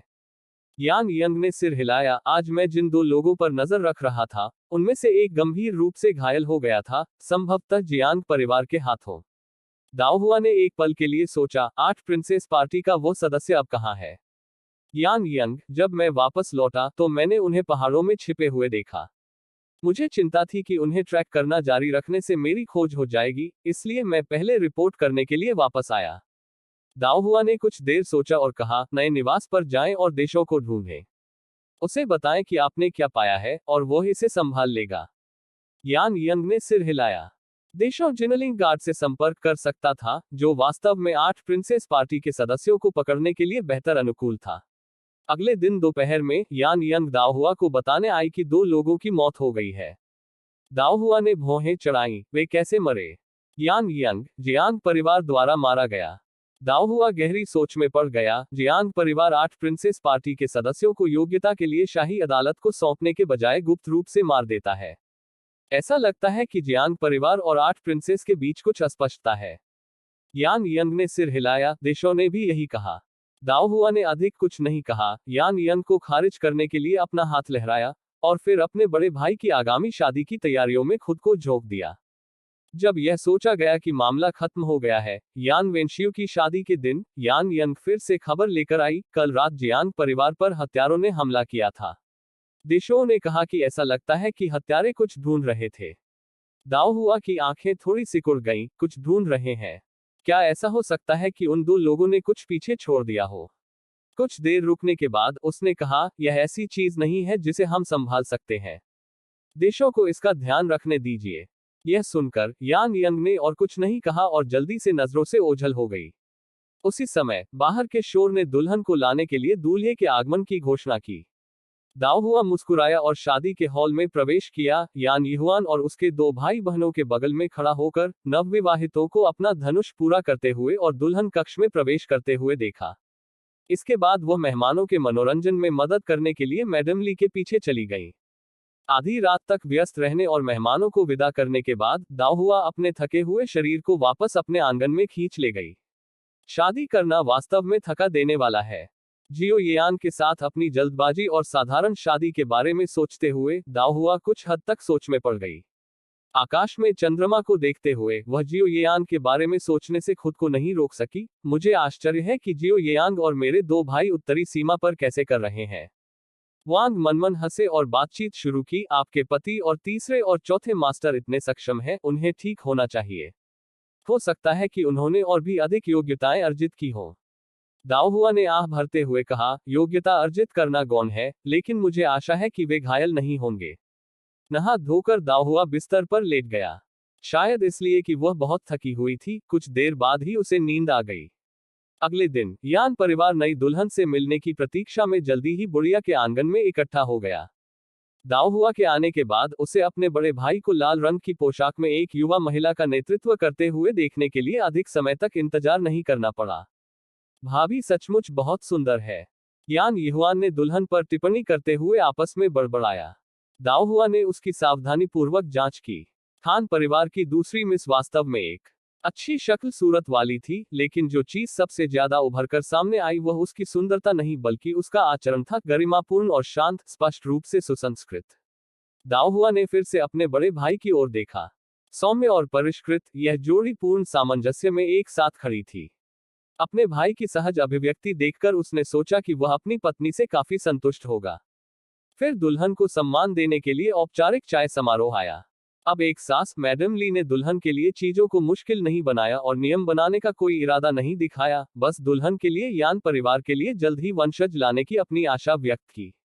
खान शिनरान को अपनी सास के मिलनसार स्वभाव से तुरंत राहत महसूस हुई। बड़ों को आदरपूर्वक चाय पिलाने के बाद उसने अपने द्वारा किया गया सुई का काम अपने नए भाई बहनों को भी वितरित किया। दाओ हुआ ने अपने हाथ में खुशबू वाली थैली को देखा और मुस्कुराते हुए कहा, भाभी की सुईवक वास्तव में बहुत प्यारी है। अगर हम बहनों के पास भविष्य में कभी कोई प्रश्न हो तो आपको हमें और अधिक सिखाना होगा। खान शिनरान ने तुरंत मुस्कुराते हुए सिर हिलाया, मैंने यह अच्छा नहीं किया, लेकिन अगर मेरी भाभी को यह पसंद है तो कभी भी आकर मुझसे पूछो। यान यहुआन ने चिल्लाकर कहा, तो फिर हम निश्चित रूप से भविष्य में अपनी भाभी को परेशान करेंगे। एक सहज सास और समझदार नंद के साथ हान शिनरान अंततः पूरी तरह से शांत हो गई और अपने पति यान वेंशियू की ओर एक शर्मीली मुस्कान बिखेरी। हान परिवार ने दूसरे लॉर्ड हान और सबसे बड़े बेटे और उसकी पत्नी को हान शिनरान और यान वेंशियू से मिलने के लिए भेजा, जो शादी के बाद तीसरे दिन घर लौटे थे, उस सराय में जिसे उन्होंने बुक किया था। अपने दूसरे चाचा और पति को अपने जीजा को ले जाते देख हान परिवार की सबसे बड़ी भाभी ने तुरंत हान शिनरान को निजी बातचीत के लिए एक तरफ खींच लिया। यह कैसा है? क्या आपका पति आपके लिए अच्छा है? अपने पति की विचारशीलता और सज्जनता के बारे में सोचते हुए हान शिनरान ने शर्म से अपना सिर नीचे कर लिया। उसे इस तरह देखकर हान परिवार की सबसे बड़ी भाभी तुरंत समझ गई और पूछने से पहले उसे कई बार चिढ़ाया, यान परिवार के बारे में क्या ख्याल है? क्या उनके साथ मिलना जुलना आसान है? खासकर तुम्हारी सास। हान शिनरान ने जल्दी से यान परिवार की स्थिति का वर्णन किया। मेरी सास बहुत मिलनसार है। उन्होंने मुझ पर कोई सख्त नियम नहीं लगाए हैं और न ही मुझ पर दबाव डालने के लिए अपने शब्दों का इस्तेमाल किया है। बूढ़ी महिला भी बहुत दयालु है और मेरे साथ बहुत अच्छा व्यवहार करती हैं। मेरे ससुर थोड़े सख्त हो सकते हैं लेकिन सही और गलत के बारे में स्पष्ट है। जहां तक और तीसरी शाखा के लोगों की बात है, वे भी काफी सहनीय है। यह सुनकर हान परिवार की सबसे बड़ी भाभी ने राहत महसूस की और मुस्कुराते हुए कहा, देखने से यान परिवार औचित्य को समझता है। हालांकि यह हमारा परिवार था जिसने शुरू में यान परिवार के साथ संबंध बनाने का इरादा किया था। आप आखिरकार अरल के निवास की बेटी हैं और यान परिवार में शादी करने का मतलब है शादी करना। अगर वे आपके लिए चीजों को कठिन बनाते हैं तो यह काफी अनुचित लगेगा। मेरे जाने से पहले माँ बहुत चिंतित थी। डर था कि यान परिवार नियमों को नहीं समझेगा और आपको धमकाएगा, जिन्होंने बहुत दूर शादी की थी। आपको समझना चाहिए, यान परिवार की बूढ़ी औरत एक आम ग्रामीण महिला से ज्यादा कुछ नहीं हुआ करती थी और आपकी सास एक व्यापारी परिवार से आती है। वे शायद क्या जानते होंगे। अब ऐसा लगता है कि हम व्यर्थ ही चिंतित थे। आपके ससुर को उनकी वर्तमान स्थिति तक पहुंचने में उनके पिछले घर से काफी मदद मिली होगी। यह तब तक अच्छा है जब तक वे नियमों को जानते हैं। जिन घरों में नियमों का अभाव है वे वास्तव में गड़बड़ है। हान शिनरान ने सिर हिलाया। दरअसल जब पहली बार मैच कराया गया था तो वह भी बेहद चिंतित थी। व्यापारियों के परिवार अक्सर सख्त नियमों से रहित होते हैं और उन्हें एक अनुचित सास का सामना करने का डर था। हान परिवार की सबसे बड़ी भाभी ने आगे कहा, दूसरी बहन, भले ही आपकी शादी हो गई है, लेकिन आपको अपने बड़ों का अनादर करने के लिए इस पर निर्भर नहीं रहना चाहिए। अब जब यान परिवार की बूढ़ी महिला और आपकी सास ने आपके प्रति सद्भावना दिखाई है, तो आपको औचित्य को समझना चाहिए और आभारी महसूस करना चाहिए। आपको अहंकारी नहीं बनना चाहिए क्योंकि आप इष्ट हैं। दैनिक अभिवादन आवश्यक है। हान शिनरान ने बार बार सिर हिलाया। भाभी, निश्चिंत रहें, मैं यह सब समझता हूँ। यह देखकर कि उसने अपनी सलाह को गंभीरता से लिया, हान परिवार की सबसे बड़ी भाभी की भौहें शांत हो गईं। वैसे यान परिवार में कई युवा महिलाएं हैं। वे कैसी हैं? हान शिनरान ने दाहुआ और यान यहुआन के बारे में सोचा और तुरंत मुस्कुराते हुए कहा, यान परिवार की सभी महिलाएं काफी अच्छी हैं, खासकर उनकी वैद छोटी बहन। उसकी शक्ल और आचरण दोनों ही शीर्ष स्तर के हैं, बीजिंग की किसी भी कुलीन महिला के बराबर। पिछले दिनों मेरे पति ने मुझे अपनी छोटी बहनों के बारे में भी बताया। वे सभी एक महिला शिक्षक के साथ पढ़ती हैं और वे जो सीखती हैं वो निश्चित रूप से हमारे परिवार की युवा महिलाओं द्वारा सीखी गई बातों से कम नहीं है। हान परिवार की सबसे बड़ी भाभी ने अपनी भौहें उठाईं। सच में यान परिवार अपनी बेटियों को संवारने में बहुत प्रयास करता है। ऐसा लगता है कि वे उन्हें राजनीतिक विवाह के लिए उपयोग करने की योजना बना रहे होंगे। लेकिन इसके बारे में सोचने पर यह समझ में आता है। यान परिवार अल्प संसाधनों के साथ एक साधारण पृष्ठभूमि से आता है और विवाह की व्यवस्था करना परिवार की ताकत बढ़ाने का सबसे तेज तरीका है, इसलिए यह स्वाभाविक है कि वे इस अवसर को नहीं चुकेंगे। हान शिनरान बातचीत में शामिल नहीं हुए। वह यादृच्छिक अनुमान लगाने के लिए यान परिवार के बारे में बहुत कम जानती थी। इसके बाद दोनों ने अन्य मुद्दों पर बात की। दोपहर का भोजन करने के बाद जब हान शिनरान यान वेंगसियू के साथ यान परिवार में लौटने वाला था, तो हान परिवार की सबसे बड़ी भाभी ने कुछ अनिच्छुक महसूस करते हुए कहा, हम कल बीजिंग के लिए अपनी यात्रा शुरू करेंगे। आप यहाँ अकेले रहेंगे, इसलिए आपको अच्छी देखभाल करनी होगी। यदि आपके साथ कभी भी अन्याय होता है तो इसे चुपचाप सहन न करें। याद रखें, हमारे परिवार का शीर्षक अभी भी बरकरार है और पिता अभी भी एक अरल हैं। हम हमेशा आपके लिए खड़े हो सकते हैं। उसे अपनी बहन से सचमुच सहानुभूति थी, जिसकी शादी बहुत दूर हो गई थी। यदि पिछले कुछ वर्षों में अरल निवास में गिरावट नहीं आ रही होती, तो हान बेटी की इतनी दूर शादी करने की कोई आवश्यकता नहीं होती। हान शिनरान ने नम आंखों से सिर हिलाया। भाभी और भाई, अपनी यात्रा का ध्यान रखें। हान परिवार की सबसे बड़ी भाभी ने उसका हाथ थपथपाया और मुस्कुराहट के साथ बिछड़ने के दुख को कम करने की कोशिश की। शायद हम जल्द ही एक दूसरे से मिलेंगे। आपके ससुर का सेवा का अच्छा रिकॉर्ड है, बीजिंग में स्थानांतरित होना असंभव नहीं है। यह सुनकर हान शिनरान की आंखें आशा से भर गईं। चलो ऐसी आशा करते हैं। हान शिनरान की शादी के बाद तीसरी बार घर लौटने के बाद ताओहुआ गांव लौटने के लिए तैयार हुआ। सामान पैक करने में मदद करते समय मैडम ली की अभिव्यक्ति गंभीर थी। उन्हें पता था कि उनकी बेटी पितृभक्ति का कर्तव्य निभाते हुए लंबे समय तक घर पर नहीं रह सकती है। आपको जुलाई में अपने दूसरे भाई की शादी के लिए जल्दी वापस आना चाहिए। दाओहुआ ने मुस्कुराते हुए सिर हिलाया। इस साल हमारे घर में वास्तव में कुछ खुशी की घटनाएं हुई हैं। मैडम ली ने असहाय होकर कहा, क्या यह सच नहीं है? सौभाग्य से आपका चौथा भाई उत्तरी सीमा पर चला गया है। अन्यथा हम इस वर्ष आप तीनों भाई बहनों की शादियों की व्यवस्था करने में कामयाब हो सकते थे। खुद को गिनती में शामिल देखकर दाओहुआ अचानक चुप हो गई। मैडम ली, ठीक है, मैं तुम्हें अब और नहीं रखूंगी। जल्दी चले जाओ, तुम्हारा मालिक बूढ़ा हो रहा है और उसका अकेले रहना चिंताजनक है। बाद में दाओहुआ ने मैडम ली के साथ यान परिवार की बूढ़ी महिला को विदाई दी। जब वह गाड़ी में चढ़ने ही वाली थी तो उसने जल्दबाजी में बटलर सन को दरवाजे पर देखा। बटलर सन अत्यावश्यक महसूस करते हुए बटलर सन शुरू में रुकना नहीं चाहता था, लेकिन यह देखकर कि यह दाओहुआ था, वह उसे अनदेखा नहीं कर सका। सबसे बड़ी मिस। दाओहुआ ने मुस्कुराते हुए बटलर सन की ओर देखा। क्या बात है, आप इतनी जल्दी में लग रहे हैं? बटलर सन ने सच्चाई नहीं छिपाई। जियांग परिवार रिपोर्ट करने आया है कि उन्होंने 8 प्रिंसेस पार्टी के कुछ सदस्यों को पकड़ लिया है। मैं मास्टर को सूचित करने की जल्दी कर रहा हूं। यह सुनकर कि यह एक गंभीर मामला है, दाओहुआ ने जल्दी से कहा, तो तुम्हें तुरंत पिता को ढूंढना चाहिए। बटलर सन ने सिर हिलाया और जल्दी से चला गया। दाओहुआ ने एक पल के लिए सोच में पड़कर अपनी भौं सिकोड़ ली। जाने की कोई जल्दी नहीं थी और जानकारी इकट्ठा करने के लिए यान यंग को बुलाया। जल्द ही यान यंग वापस आ गई। उन्होंने बताया, कल रात एक और हत्यारा जियांग परिवार के निवास में घुस आया। लड़ाई का शोर शायद बहुत तेज था, जिससे आसपास के निवासी और गुओ परिवार चिंतित हो गए। जियांग परिवार के पास कुशल मार्शल विशेषज्ञ हैं और सभी हत्यारों को मारे जाने में ज्यादा समय नहीं लगा।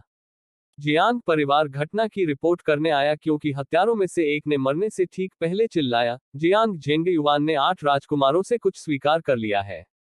गुओ परिवार को देखते हुए उनके पास मामले से खुद को अलग करने के लिए हत्यारे को सौंपने के अलावा कोई विकल्प नहीं था, यान यंग ने आगे कहा। दाओहुआ की नाराजगी देखकर यान यंग ने कहा, मिस, चिंता मत करो। जब मैं वापस आया तो मास्टर ने पहले ही किसी को प्रांतीय गवर्नर के कार्यालय में रिपोर्ट करने के लिए भेज दिया था। किसी के कार्यभार संभालने में ज्यादा समय नहीं लगना चाहिए। यह सुनकर दाओहुआ की भौहें नम हो गईं। चूंकि सलाहकार जियांग के प्रत्यक्ष वरिष्ठ प्रांतीय गवर्नर थे, इसलिए इसे संभालना उनके पिता के बस की बात नहीं थी। यह जानते हुए कि उसके परिवार को फंसाया नहीं जाएगा, उसने आदेश दिया कि गाड़ी रवाना हो सकती है। शहर के द्वार छोड़ने के बाद दाओहुआ ने यान यंग को फिर से बुलाया। डॉग जियाओए और डॉग जियाओसन को उस स्थान पर ले जाएं जहां 8 प्रिंसेस पार्टी के सदस्य मारे गए थे और चारों ओर देखें। इतना कहकर वह एक क्षण के लिए रुकी। हत्यारे जियांग के घर की ओर अपना रास्ता खोजते रहते हैं, जिसका मतलब है कि उन दोनों ने अपने पीछे कुछ मूल्यवान चीज छोड़ी होगी, अन्यथा वे इतने हठधर्मी नहीं होते, उसने सोचा। यान यंग ने कहा, जिस स्थान पर दोनों की हत्या की गई थी उसे देशों द्वारा भेजे गए लोगों द्वारा पहले ही खोजा जा चुका है और उन्हें कुछ भी नहीं मिला। दाओहुआ ने कहा, जाओ और फिर से खोजो। यदि तुम्हें कुछ मिलता है तो यह अच्छा है, लेकिन यदि तुम नहीं पाते तो कोई बात नहीं, इससे हमें कुछ भी अतिरिक्त खर्च नहीं करना पड़ेगा। यान यंग ने और कुछ नहीं कहा और जल्दी से 2 शिकारी कुत्तों के साथ निकल गया। दाओहुआ ने उसका इंतजार नहीं किया। गोदी पर पहुंचने पर वह सीधे ताओहुआ गांव के लिए नाव ले गई। ताओहुआ मंदिर। दाओहुआ ने गु जियान के साथ दोपहर का भोजन करना शुरू ही किया था जब यान यंग 2 शिकारी कुत्तों के साथ वापस लौटी। मिस, हमें वास्तव में एक बंडल मिला, उन्होंने घोषणा की। दाओहुआ का उत्साह बढ़ा। यह क्या है? इसे यहां लाओ और मुझे देखने दो। यान यंग ने बंडल सौंप दिया। दाओहुआ ने तुरंत बंडल खोला और जल्द ही जेड ड्रैगन सील का एक टुकड़ा 2 हिस्सों में टूटा हुआ सामने आया। जब गु जियान ने इसे देखा तो उसका चेहरा तुरंत बदल गया। उसने इसकी जांच करने के लिए ड्रैगन सील ली। आपको यह कहां मिला? यान यंग ने तुरंत विवरण सुनाया। गु जियान की अभिव्यक्ति पर नजर डालते हुए दाओहुआ ने पूछा, मास्टर, क्या आप इस मोहर को पहचानते हैं? गु जियान ने सिर हिलाया। यह जेड ड्रैगन सील है जिसे विशेष रूप से दिवंगत सम्राट द्वारा 8 राजकुमारों के लिए नियुक्त किया गया था। उन्होंने अपनी मुस्कुराहट में व्यंग्य का संकेत देते हुए कहा। दिवंगत सम्राट को वास्तव में इस बेटे से बहुत प्यार था। भले ही वह जानता था कि ड्रैगन रूपांकन केवल सम्राट के लिए आरक्षित थे, फिर भी उसने 8 राजकुमारों के लिए ऐसी मुहर बनाई। उस समय से यह जेड ड्रैगन सील 8 राजकुमारों की पहचान का प्रतीक बन गई, उन्होंने कहा। गु जियान ने सील को उलट दिया और उपहास करते हुए कहा, क्या अफसोस है, यह जेड ड्रैगन सील अब आधी टूट गई है। दाओ हुआ को इस बात का एहसास नहीं था कि मुहर की इतनी महत्वपूर्ण उत्पत्ति है। कोई आश्चर्य नहीं कि 8 राजकुमारों के लोग जियांग परिवार को इतनी मजबूती से पकड़ रहे हैं। लेकिन 8 राजकुमारों द्वारा इतनी महत्वपूर्ण वस्तु बाहरी लोगों को सौंपना, वह काफी साहसी है। गु जियान ने कहा, पूर्वज किसी व्यक्ति के भाग्य के बारे में और कैसे बात करेंगे। 8 राजकुमारों की किस्मत खत्म हो गई है। दाओ हुआ ने टूटी हुई जेड ड्रैगन सील को देखते हुए पूछा, क्या हमें इसे सौंपने की जरूरत है। गु जियान ने गुनगुनाते हुए कहा, कोई जरूरत नहीं है। 8 राजकुमारों के लिए यह पहचान का प्रतिनिधित्व करता है, सम्राट के लिए यह सिर्फ टूटे हुए जेड का एक टुकड़ा है, बेकार। दाओ हुआ निराश दिखी, क्योंकि उसने सोचा था कि योग्यता का अवसर है। गु जियान ने कटाक्ष करते हुए कहा, जियांग परिवार निश्चित रूप से जानता है कि इतने गहरे खून के कर्ज के बाद वान परिवार के साथ मिलकर दोनों पक्षों से कैसे खेलना है। कौन जानता है कि यह जानने पर महल में महारानी डोवगर गुस्से से मर जाएगी। झोंगझू का नवनियुक्त प्रांतीय गवर्नर कोई और नहीं बल्कि महल के सदाचारी संघ का भाई है। ताओहुआ मंदिर के भीतर दाओहुआ ने झाओ योनवांग द्वारा बीजिंग से वापस भेजे गए दिलचस्प मामलों के संग्रह की सावधानीपूर्वक जांच की। झाओ योनवांग वास्तव में तेज तर्रार थे, यह जानते हुए कि उन्हें नए प्रांतीय गवर्नर से निपटना है। उन्होंने युआन परिवार की परिस्थितियों के बारे में पूरी तरह से पूछताछ करना सुनिश्चित किया। कोई आश्चर्य नहीं कि 8 प्रिंसेस पार्टी में फंसाए जाने के बावजूद सलाहकार जियांग बेदाग रहे। यद्यपि सदाचारी पत्नी ने 5वें राजकुमार और दूसरी राजकुमारी को जन्म दिया था, फिर भी उसे हरम में महारानी डोवेगर और साम्राज्य की दया पर रहना पड़ा। युआन परिवार ने जियांग परिवार को बहुत अधिक नाराज करने की हिम्मत नहीं की। सलाहकार जियांग को फंसाने की हत्यारे की कोशिश को शायद इस युआन महामहिम ने दबा दिया था। अपने शिष्य की बड़बड़ाहट सुनकर गु जियान ने उदासीनता से कहा, जियांग परिवार से निपटना इतना आसान नहीं है। जब तक सबूत अकाट्य न हो, कोई भी उस प्रतिष्ठित घराने को चुनौती देने की हिम्मत नहीं करता जिसने 2 साम्राज्य पैदा की। दाओ हुआ ने सहमति में सिर हिलाया और बिना कोई टिप्पणी किए आने वाले जून के पहले दिन के बारे में सोचा और कहा, कल जियो येयान का जन्मदिन है। मुझे आश्चर्य है कि वह और तीसरा भाई और चौथा भाई उत्तरी सीमा पर कैसा प्रदर्शन कर रहे हैं। अपने शिष्य के चिंतित चेहरे को देखकर गु जियान ने उसे सांत्वना दी, पिछले 2 महीनों से सीमा से कोई बुरी खबर नहीं आई है। ऐसा लगता है कि सब कुछ ठीक है। हालांकि राजकुमार गहराई से गणना कर रहा है और अभी भी उसके पास पिछले सम्राट के लोग हैं। वे जल्द ही वापस नहीं लौट पाएंगे। दाओ हुआ ने इसे अच्छी तरह से समझा और आह भरी, मुझे उम्मीद है कि उत्तरी सीमा जल्द ही स्थिर हो जाएगी। समय दिन ब दिन बीतता गया और पलक झपकते ही जुलाई आ गया। यान निवास। खान शिनरान यान वेंजी की शादी की तैयारी में मैडम ली का अनुसरण करने में व्यस्त था। जुलाई का 6ठा दिन वेंजी की शादी की तारीख है। यहाँ उन लोगों की सूची है जो दुल्हन को लाने के लिए वेंजी के साथ जाएंगे। इसे बाद में अपनी दूसरी चाची के पास ले जाएं और देखें कि वह क्या सोचती है, मैडम ली ने अपने सूजे हुए माथे को रगड़ते हुए कहा। मैडम ली मई में अपने बड़े बेटे की शादी में व्यस्त थी और अब जुलाई में वेंजी की शादी में। पिछले 2 महीनों में उन्हें बहुत कम आराम मिला है। हान शिनरान ने स्वीकारोक्ति में सिर हिलाया और चिंता के साथ कहा, शादी की सभी तैयारियां हो चुकी हैं, माँ, आपको अच्छे से आराम करना चाहिए और ध्यान रखना चाहिए कि आप ज्यादा मेहनत न करें। मैडम ली ने मुस्कुराते हुए अपनी बहू की ओर देखा, भगवान का शुक्र है कि तुम हमारे परिवार में आ गई, नहीं तो कौन जानता कि मैं कितनी व्यस्त होती। खान शिनरान मुस्कुराया, माँ मेरी चापलूसी करती है। मेरे बिना भी बड़ी भाभी आपकी मदद करती। मैंने सुना है कि वह घर संभालने में काफी अच्छी है। मैडम ली ने अपना सिर हिलाया और हंसते हुए कहा, उस आलसी लड़की का जिक्र मत करो। वह घर आने के बजाय अपने मालिक के घर पर घूमने के लिए आपकी उपस्थिति का फायदा उठा रही है। देखो, यह जुलाई का दूसरा दिन है और वह अभी भी वापस नहीं आई है। खान शिनरान बिना कोई जवाब दिए मुस्कुराता रहा। यान परिवार में शादी के 1 महीने से अधिक समय होने के बाद वह सदस्यों को अच्छी तरह से समझने लगी थी और जानती थी कि दादी और सास सबसे बड़ी बेटी को कितना पसंद करती थी। थोड़ी और बात करने के बाद हान शिनरान ने सन फैमिली की कुलमाता को देखने के लिए सूची ली। रास्ते में वह अपनी वरिष्ठ नौकरानी तान के साथ दाव हुआ के बारे में बात करने से खुद को नहीं रोक सकी। बड़ी भाभी सचमुच बेफिक्र जिंदगी जीती है। बीजिंग में बड़े घरानों की बेटियों के लिए बिना किसी को डांटे या नियंत्रित किए महीनों तक दूर रहना अकल्पनीय था। बड़े घरों की बेटियों को आमतौर पर लाड़ प्यार दिया जाता था और वे एकांत में रहती थी, उन्हें बाहर जाने का मौका कम ही मिलता था। गणतांग ने सिर हिलाया। निवास की सभी युवा महिलाएं काफी अच्छा कर रही हैं। मैंने सुना है कि अब उनकी अपनी दुकानें और खेत हैं। हान जिनरान के चेहरे पर ईर्ष्या की झलक दिखाई दी। हालांकि हान परिवार यान परिवार से अधिक अमीर हो सकता है, लेकिन हान परिवार की बेटियां यान बहनों की तरह कहीं भी स्वतंत्र नहीं थी। मैडम सन को सूची सौंपने और यह देखने के बाद कि उनकी कोई टिप्पणी नहीं है, हान जिनरान उनके और यान वेनशियू के नवविवाहित क्वार्टर में लौट आए। वापस लौटने पर उसकी शादी के साथ आई नानी ने चुपचाप कहा, मिस, आपकी मासिक अवधि आ गई है। क्या आपने सोचा है कि युवा मालिक की सेवा कौन करेगा?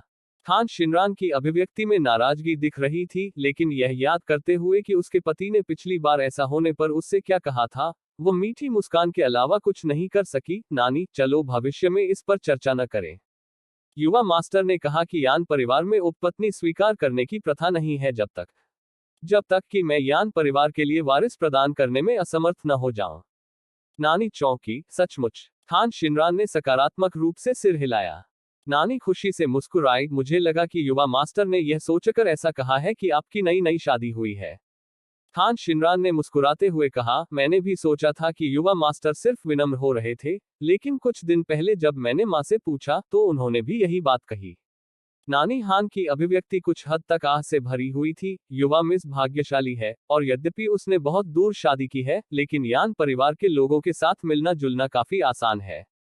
सबसे कीमती बात यह है कि युवा मास्टर भी विचार और देखभाल दिखाता है। मैडम और मास्टर अब निश्चिंत हो सकते हैं।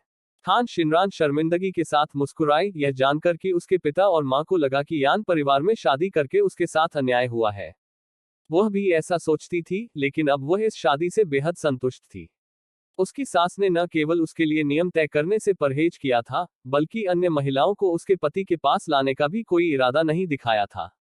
बस इन दो बिंदुओं ने उसकी स्थिति को उसकी बहनों की तुलना में बहुत बेहतर बना दिया, जिनकी पहले ही शादी हो चुकी थी। इससे भी अधिक मूल्यवान बात यह थी कि शादी के बाद से ही उसकी सास ने उसके साथ अपने परिवार के सदस्य की तरह व्यवहार किया और घरेलू मामलों से परिचित होने के लिए व्यक्तिगत रूप से उसका मार्गदर्शन किया। उसकी सबसे बड़ी बहन, जिसकी शादी 2 साल के लिए लुओ परिवार में हुई थी, ने अभी तक बटलर की शक्ति को नहीं छुआ था, फिर भी उसने इसे इतनी आसानी से प्राप्त कर लिया था। उसने अपनी सबसे बड़ी बहन की तरह अच्छी शादी नहीं की, लेकिन उसे विश्वास था कि वह उससे बेहतर जीवन जिएगी। दाव हुआ 3 जुलाई को यान निवास में लौट आया, और तब से हंसी और बातचीत में ओल्ड मैडम यान के साथ रहा है।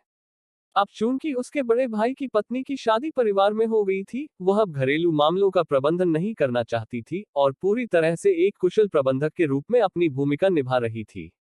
6 जुलाई को जू परिवार ने अपना दहेज जल्दी ही यान परिवार को भेज दिया था।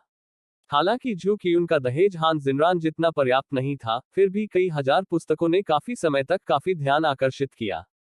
हान शिनरान भी कुछ हद तक आश्चर्यचकित था, और फिर नानी हान के साथ उसने अपनी प्रशंसा व्यक्त की। दूसरी शाखा ने वास्तव में एक अच्छा मेल बनाया है। विरासत के रूप में इन पुस्तकों के साथ, जब तक दूसरा भाई विद्वान सम्मान प्राप्त कर सकता है, दूसरी शाखा खुद को स्थापित कर सकती है। नानी हान ने सिर हिलाया। वास्तव में यह कारण नहीं है कि यान परिवार का उत्थान हुआ है। गुरु के पास विवाह द्वारा रिश्तेदारों को चुनने के लिए एक उत्कृष्ट नजर है। मैंने सुना है कि चौथे युवा गुरु की मंगनी एक पुराने कुलीन परिवार झोंकझू के सुपरिवार की वैध बेटी से हुई है। उस पल में हंसी और जयकार गूंज उठी, और हान शिनरान को पता था कि दूल्हा दुल्हन का स्वागत कर रहा था। मुझे उम्मीद है कि इस नई भाभी के साथ मिलना आसान होगा। नानी हान ने हंसते हुए कहा, यान परिवार देर सबेर घर का बंटवारा कर देगा। युवा मिस के लिए दूसरी और तीसरी शाखा के लोगों के साथ अच्छे संबंध बनाए रखना ही काफी है। हान शिनरान ने सहमति व्यक्त की और दाओहुआ को अन्य युवा महिलाओं को उत्सव के हॉल में ले जाते हुए देखा, जल्दी से उसका पीछा किया। तुम इतनी जल्दी वापस क्यों आ गए? तुम्हारे शिक्षक ने सोचा कि तुम कुछ और दिन घर पर रहोगे। अपने शिष्य को वापस आता देख गू जियान अंदर से प्रसन्न हुआ, लेकिन फिर भी उसने सख्त चेहरे के साथ पूछा, दाओ हुआ ने मुस्कुराते हुए कहा, घर पर 2 नई बहुएं हैं और अब दादी और माँ दोनों का साथ है। मैं बस जरूरत से ज्यादा रहूंगा। गू जियान घबरा गया, उसके मुंह के कोने ऊपर उठ गए, यह अच्छी तरह से जानते हुए कि उसका शिष्य उसके अकेले होने के बारे में चिंतित था। इस वर्ष मौसम गर्म था और उसने ठंडक का आनंद लिया था। पिछले महीने क्योंकि उसने बहुत अधिक बर्फ का उपयोग किया था, उससे ठंड लग गई। उनका शिष्य उनकी देखभाल के लिए वापस आ गया था। जुलाई की शुरुआत में 8 प्रिंसेस पार्टी ने एक और सीमावर्ती शहर को जब्त करने का प्रयास किया, लेकिन दुर्भाग्य से शहर के अंदर उनके द्वारा लगाए गए लोगों को जियो येयांग के जिनलिंग गार्ड ने पकड़ लिया, जिसके परिणामस्वरूप 8 प्रिंसेस की योजना विफल हो गई। बाद में उत्तरी सीमा पर संघर्ष गतिरोध में बदल गया। जुलाई के मध्य में प्रांतों को सैन्य प्रावधान एकत्र करने के लिए इंपीरियल कोर्ट से आदेश प्राप्त हुए। प्रांतीय गवर्नर युआन ने सीधे यान झिगाओ को सैन्य प्रावधानों के 100 पत्थर इकट्ठा करने का आदेश जारी किया। यान झिगाओ ने अपने हाथ में कमान को देखा, उसकी भौहें सिकुड़ गईं। हालांकि निंगमेन प्रांत अन्य प्रांतों की तुलना में बहुत बड़ा था, लेकिन भूमि बंजर थी। उसे जो सैन्य प्रावधान एकत्र करने थे, वे अन्य मजिस्ट्रेटों को सौंपे गए से दोगुना थे। दाओ हुआ को जल्द ही इस बात का पता चल गया। दाओ हुआ ने भौहें चढ़ाते हुए कहा, प्रांतीय गवर्नर युआन का इससे क्या मतलब है? क्या पिता ने उन्हें नाराज किया है? यान शोहो ने कहने से पहले एक पल के लिए झिझकते हुए कहा, क्या ऐसा इसलिए हो सकता है क्योंकि गवर्नर ने पदभार ग्रहण करने के बाद अधिकारियों के लिए भोज का आयोजन किया था और मास्टर और मैडम उन्हें बधाई देने के लिए उपस्थित नहीं हुए थे। दादी गू के शोक के कारण यान परिवार ने फरवरी से मई तक सभी भोजों को अस्वीकार कर दिया। दाओ हुआ ने अपनी भौहें थोड़ी टेढ़ी की, अगर यह इसी कारण से है, तो प्रांतीय गवर्नर युआन वास्तव में क्षुद्र है। एक पल की चुप्पी के बाद उसने कहा, पिताजी, क्या पर्याप्त संग्रह करना संभव है? यान शोहो ने उत्तर दिया, छोटा देखता है कि स्वामी और सबसे बड़े स्वामी बहुत चिंतित नहीं है, इसलिए यह संभव होना चाहिए। यह सुनकर दाओ हुआ ने और अधिक चिंता नहीं की, आप वापस जा सकते हैं। यदि निवास में कुछ है तो मुझे तुरंत बताएं। यान शोहो ने स्वीकारोक्ति में सिर हिलाया और फिर जल्दी से चला गया। 29 जुलाई को, जब दाओ हुआ अपना सामान पैक कर रही थी, अपने हेयर पिनिंग समारोह के लिए यान निवास में लौटने की तैयारी कर रही थी, यान शोहो जल्दी से वहां पहुंची। युवा मिस, कुछ भयानक हुआ है, मास्टर को प्रांतीय गवर्नर युआन ने कैद कर लिया है। आपने क्या कहा? दाओ हुआ ने यान शोहो को आश्चर्य से देखा, पिता को क्यों गिरफ्तार किया गया है? यान शोहो ने हौंफते हुए कहा, गवर्नर के कार्यालय ने 100 बुशेल सैन्य अनाज इकट्ठा किया था, और आज वह दिन था जब प्रांतीय गवर्नर युआन इसे इकट्ठा करने आए थे। जब उन्हें पता चला कि अनाज खत्म हो गया है, तो उन्होंने मालिक को गिरफ्तार कर लिया। दाओ हुआ को विश्वास नहीं हो रहा था, 100 बुशेल सैन्य अनाज ऐसे कैसे गायब हो सकता है? यान शोहो ने अपने माथे से पसीना पोंछने की जहमत नहीं उठाई और अपना सिर हिलाया, मैं विशिष्ट बातों के बारे में स्पष्ट नहीं हूं।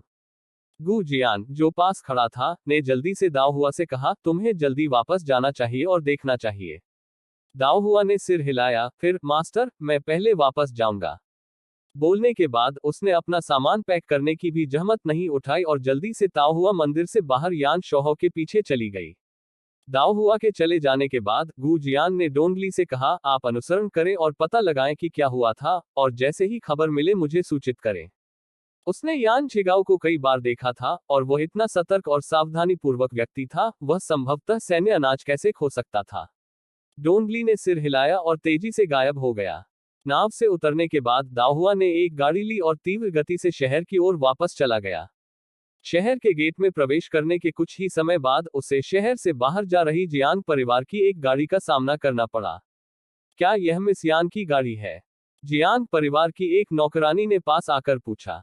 दाओ हुआ जल्दी में थी और जियांग परिवार के जो हुआन के लिए उसके पास धैर्य नहीं था, लेकिन उनकी गाड़ी सड़क को अवरुद्ध कर रही थी, जिससे उसे उनसे निपटने के लिए मजबूर होना पड़ा। क्या बात? दाओ हुआ ने गाड़ी का पर्दा उठाते हुए पूछा। जियांग परिवार की नौकरानी ने कहा, हमारी काउंटी मालकिन मिस यान से बात करना चाहती है। दाओ हुआ को यह एहसास होने से पहले ही आश्चर्य हुआ कि काउंटी मालकिन कोई और नहीं बल्कि जियांग वानिंग थी। मुझे क्षमा करें, घर पर एक आपातकालीन स्थिति है और मुझे वापस आने की जल्दी है। शायद अगली बार मैं काउंटी मालकिन को हमारे निवास पर आने के लिए आमंत्रित करूंगा। विरोधी गाड़ी के अंदर जियांग वानिंग ने दाओ हुआ को मना करते हुए सुना, उपहास किया और कोचमैन को गाड़ी आगे बढ़ाने का संकेत दिया। जैसे ही दोनों गाड़ियां एक दूसरे के करीब आईं, जियांग वानिंग ने दाओहुआ को देखने के लिए अपना पर्दा उठाया, आधी मुस्कुराहट के साथ कहने से पहले उसे खुले तौर पर देखा, मिस यान, थोड़ी देर हो गई। दाओहुआ ने थोड़ी सी नाराजगी जताई, वास्तव में काफी समय हो गया है, काउंटी मालकिन। क्या आपको कुछ चाहिए? जियांग वानिंग ने हंसते हुए कहा, नहीं, मैं बस आपसे थोड़ी बातचीत करना चाहता था।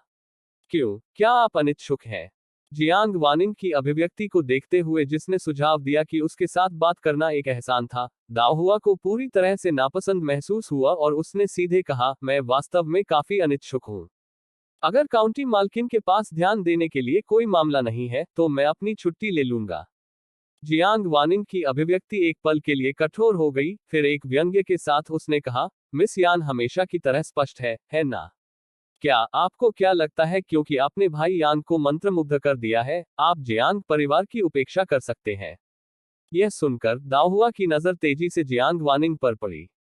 जियांग वानिंग ने दाओहुआ की ओर मजाकिया अंदाज में देखा, तुम्हें क्या लगता है कि तुम कौन हो, जो भाई यान के साथ अपने स्टेशन से ऊपर पहुंचने का सपना देखने की हिम्मत कर रहे हो? तुम्हें आईने में अच्छी तरह देख लेना चाहिए कि क्या तुम इसके लायक भी हो। दाओहुआ की आंखें बर्फीली हो गईं जब उसने जियांग वानिंग की ओर देखा, मैं योग्य हूं या नहीं, इस पर टिप्पणी करना आपका काम नहीं है। जियांग वानिंग का चेहरा काला पड़ गया, उसका गुस्सा लगभग फूटने लगा, लेकिन फिर उसे कुछ याद आया और उसने दाओहुआ पर व्यंग्य किया, मुझे उम्मीद है कि मिस यान इस साहस और गौरव को बनाए रखेगी। तुम्हारे पिता का सैन्य अनाज खोना एक गंभीर अपराध है। यदि इसके कारण उत्तरी सीमा पर सैन्य अवसर में देरी हो जाती है, तो आपके परिवार की संपत्ति जब्त करना और निर्वासित होना भी इसके प्रायश्चित के लिए पर्याप्त नहीं होगा। मैं देखूंगा कि तुम कब तक अपना गौरव बनाए रख सकते हो। दाओहुआ ने अपनी आंखें सिकोड़ ली, क्या आपका काम हो गया, काउंटी मालकिन? यदि हाँ, तो मैं जाऊंगी। इसके साथ ही उसने कोचवान को गाड़ी हटाने का इशारा किया। यान परिवार की गाड़ी को तेजी से भागते देख जियांग वानिंग ने जोर से चिल्लाया। उसे याद आया कि कैसे प्रांतीय अधिकारियों के अंतिम निष्कासन के दौरान उसने भाई यान को सड़क पर यान यी की इतनी सावधानी से और आत्मीयता से रक्षा करते हुए देखा था, और वह अपने गुस्से को फूटते हुए महसूस करने से खुद को नहीं रोक सकी। यदि भाई यान की भावनाओं पर विचार नहीं किया गया होता और उसे डर नहीं होता कि वह उसका तिरस्कार कर सकता है, तो उसने बहुत पहले ही यान यी से निपट लिया होता। इस बार उसके परिवार को आखिरकार एक अवसर मिल गया। उसकी मां सही थी, मजिस्ट्रेट यान के सुरक्षात्मक विंग के बिना यान यी का कोई महत्व नहीं था। जियांग वानिंग से अलग होने के बाद दाओहुआ का रंग काला पड़ गया। क्या गायब सैन्य अनाज का संबंध जियांग परिवार से हो सकता है? जल्द ही वह यान निवास पर पहुंची। उसके लौटने पर उसे सूचित किया गया कि यान झिगाओ को पहले ही प्रांतीय गवर्नर के कार्यालय में ले जाया गया था। यह इतनी जल्दी कैसे हो सकता है? क्या प्रांतीय गवर्नर युआन ने मामले की जांच भी नहीं की? और अगर अनाज खो भी जाता है, तो क्या उसे बदला नहीं जा सकता? इसके लिए किसी को गिरफ्तार करने की कोई जरूरत नहीं है ना? बटलर ने उत्सुकता से कहा, युवा मास्टर ने प्रांतीय गवर्नर युआन से भी वादा किया था कि वह जल्द से जल्द खोए हुए अनाज की भरपाई करेगा। लेकिन प्रांतीय गवर्नर ने कहा कि उत्तरी सीमा पर स्थिति जरूरी है और झोंगझो द्वारा एकत्र सैन्य अनाज को 3 दिनों में वहां पहुंचाया जाना चाहिए। हमारे परिवार के लिए और अधिक इकट्ठा करने का कोई समय नहीं है। अनाज खोने का मतलब सैन्य अभियान में देरी करना है। दाओहुआ की भौहें तन गईं, क्योंकि प्रांतीय गवर्नर युआन आधिकारिक मामलों को निष्पक्ष रूप से संभाल रहा था, फिर भी वह इस भावना को दूर नहीं कर सकी कि वह जानबूझकर यान परिवार के लिए चीजों को कठिन बना रहा था। सबसे बड़ा भाई कहाँ है? बटलर सन ने उत्तर दिया, मालिक अनाज इकट्ठा करने का तरीका ढूंढने की कोशिश में उसके साथ प्रांतीय राजधानी गया है। दाओहुआ ने पूछा, जब तक हम 3 दिनों के भीतर 100 बुशल अनाज की पूर्ति कर लेते हैं, पिता ठीक हो जाएंगे। बटलर सन ने सिर हिलाया। इस पुष्टि के साथ दाओहुआ ने राहत की सांस ली। उसे 3 दिन की जरूरत नहीं थी, वह तुरंत 100 बुशल अनाज लेकर आ सकती थी। जब तक वह इसकी भरपाई कर सकती है, उसके पिता सुरक्षित रहेंगे। दाओहुआ ने खुद को शांत होने के लिए मजबूर किया, फिर तुरंत अपने विचारों को सुलझाया। जल्द ही उसने यान शोहो से कहा, तुरंत 100 बुशेल अनाज तैयार करो और मेरे लिए काओ चुवान और बाल्ट को भी बुलाओ। यान शोहो ने सिर हिलाया और जल्दी से भाग गया। दाओहुआ ने फिर बटलर सन की ओर रुख किया। 100 बुशेल अनाज बिना किसी निशान के गायब नहीं हो सकता था।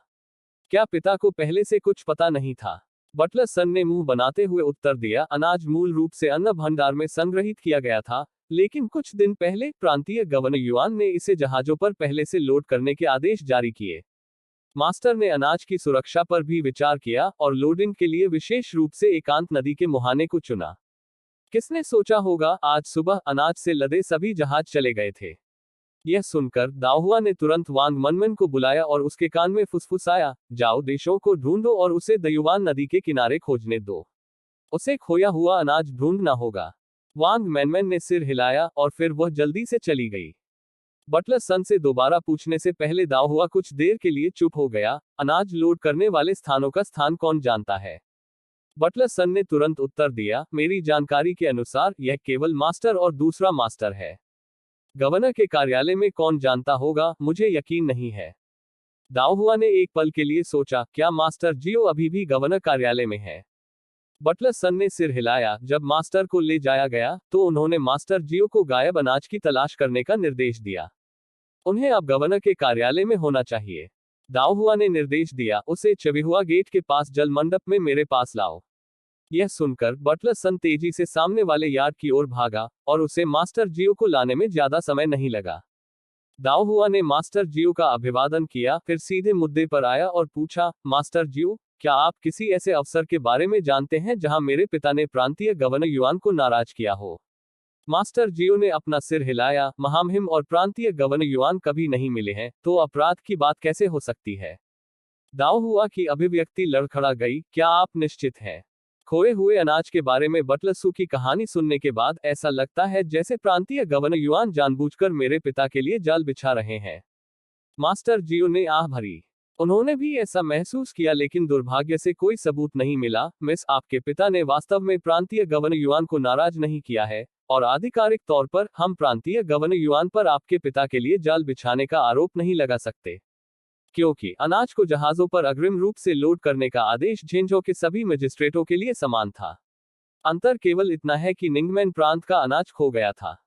दाओहुआ की आंखें सिकुड़ गईं। क्या आप कह रहे हैं कि अनाज के नुकसान का प्रांतीय गवर्नर युआन से कोई लेना देना नहीं है? मास्टर जियो ने सिर हिलाया, फिर सिर हिलाया, कम से कम हमारे पास कोई सबूत नहीं है। दाओहुआ कुछ देर तक चुप रहा, लेकिन आपको भी लगता है कि प्रांतीय गवर्नर युआन मेरे पिता को निशाना बना रहे हैं, क्या आपको नहीं लगता, मास्टर जियो? मास्टर जियो ने सिर हिलाया, यह स्वीकार करते हुए कि सेना के प्रावधानों के गायब होने के तुरंत बाद एक प्रांत के प्रमुख को गिरफ्तार करना वास्तव में बहुत अनुचित था। दाओहुआ ने सोचा, प्रांतीय गवर्नर युआन बिना किसी कारण के ऐसा काम नहीं करेंगे, है ना? मास्टर जियो बोलने से पहले झिझके, शायद यह आलू के कारण है। दाओहुआ हैरान होकर बोला, तुम्हारा मतलब क्या है? मास्टर जियाओ ने समझाया, आलू की उच्च पैदावार के बारे में आपके पिता ने कुछ समय पहले गवर्नर कार्यालय को सूचित किया था। दाओहुआ को यह समझने में एक पल लगा, आपका मतलब है, प्रांतीय गवर्नर युआन आलू का श्रेय लेना चाहते हैं? मास्टर जियो ने सिर हिलाया, प्रति एकड़ 10 बुशेल से अधिक आलू पैदा होते हैं। आप कल्पना कर सकते हैं कि एक बार प्रचारित होने के बाद यह कितने लोगों को खिला सकता है। यदि यह बात इंपीरियल कोर्ट को बताई गई तो योग्यता बहुत अधिक होगी। यह आश्चर्य की बात नहीं है कि प्रांतीय गवर्नर युआन को लुभाया गया है। दाओहुआ ने उपहास करते हुए कहा, वह इतना दुस्साहसी कैसे हो सकता है?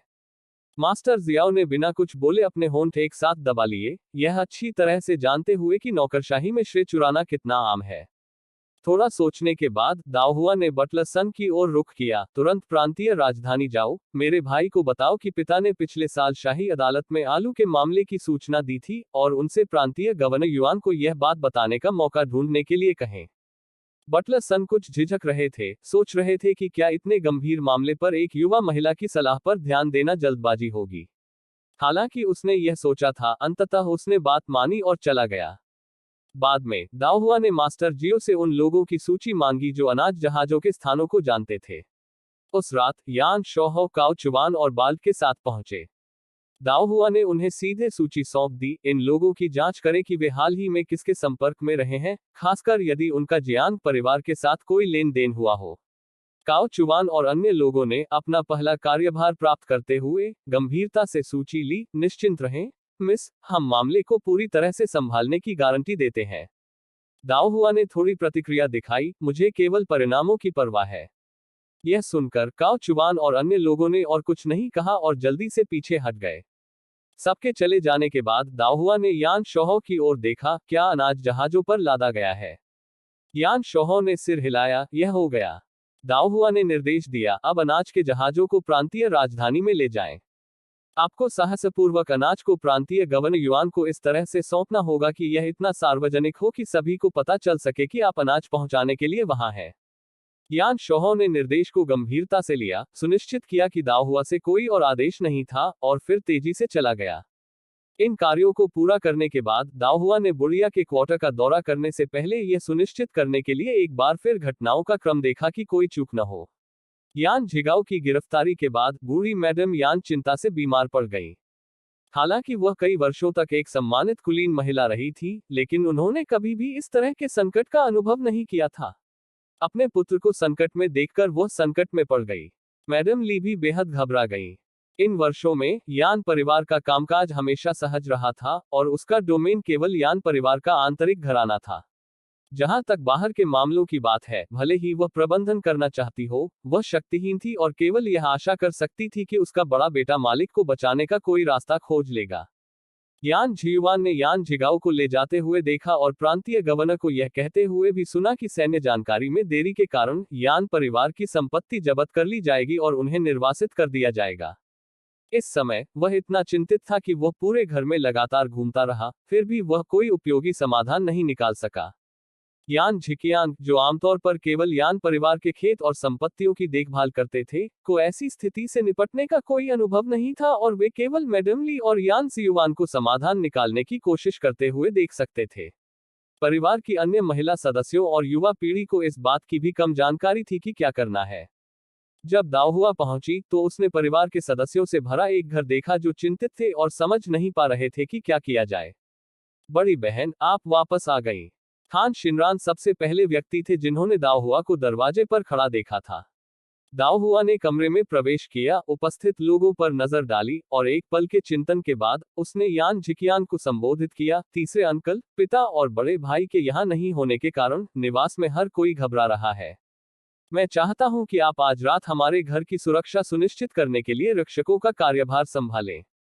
हमारे घर में कई नौकर हैं, सुनिश्चित करें कि वे कोई परेशानी पैदा न करें, और रात भर में कुछ अतिरिक्त समय गश्त करना सबसे अच्छा होगा।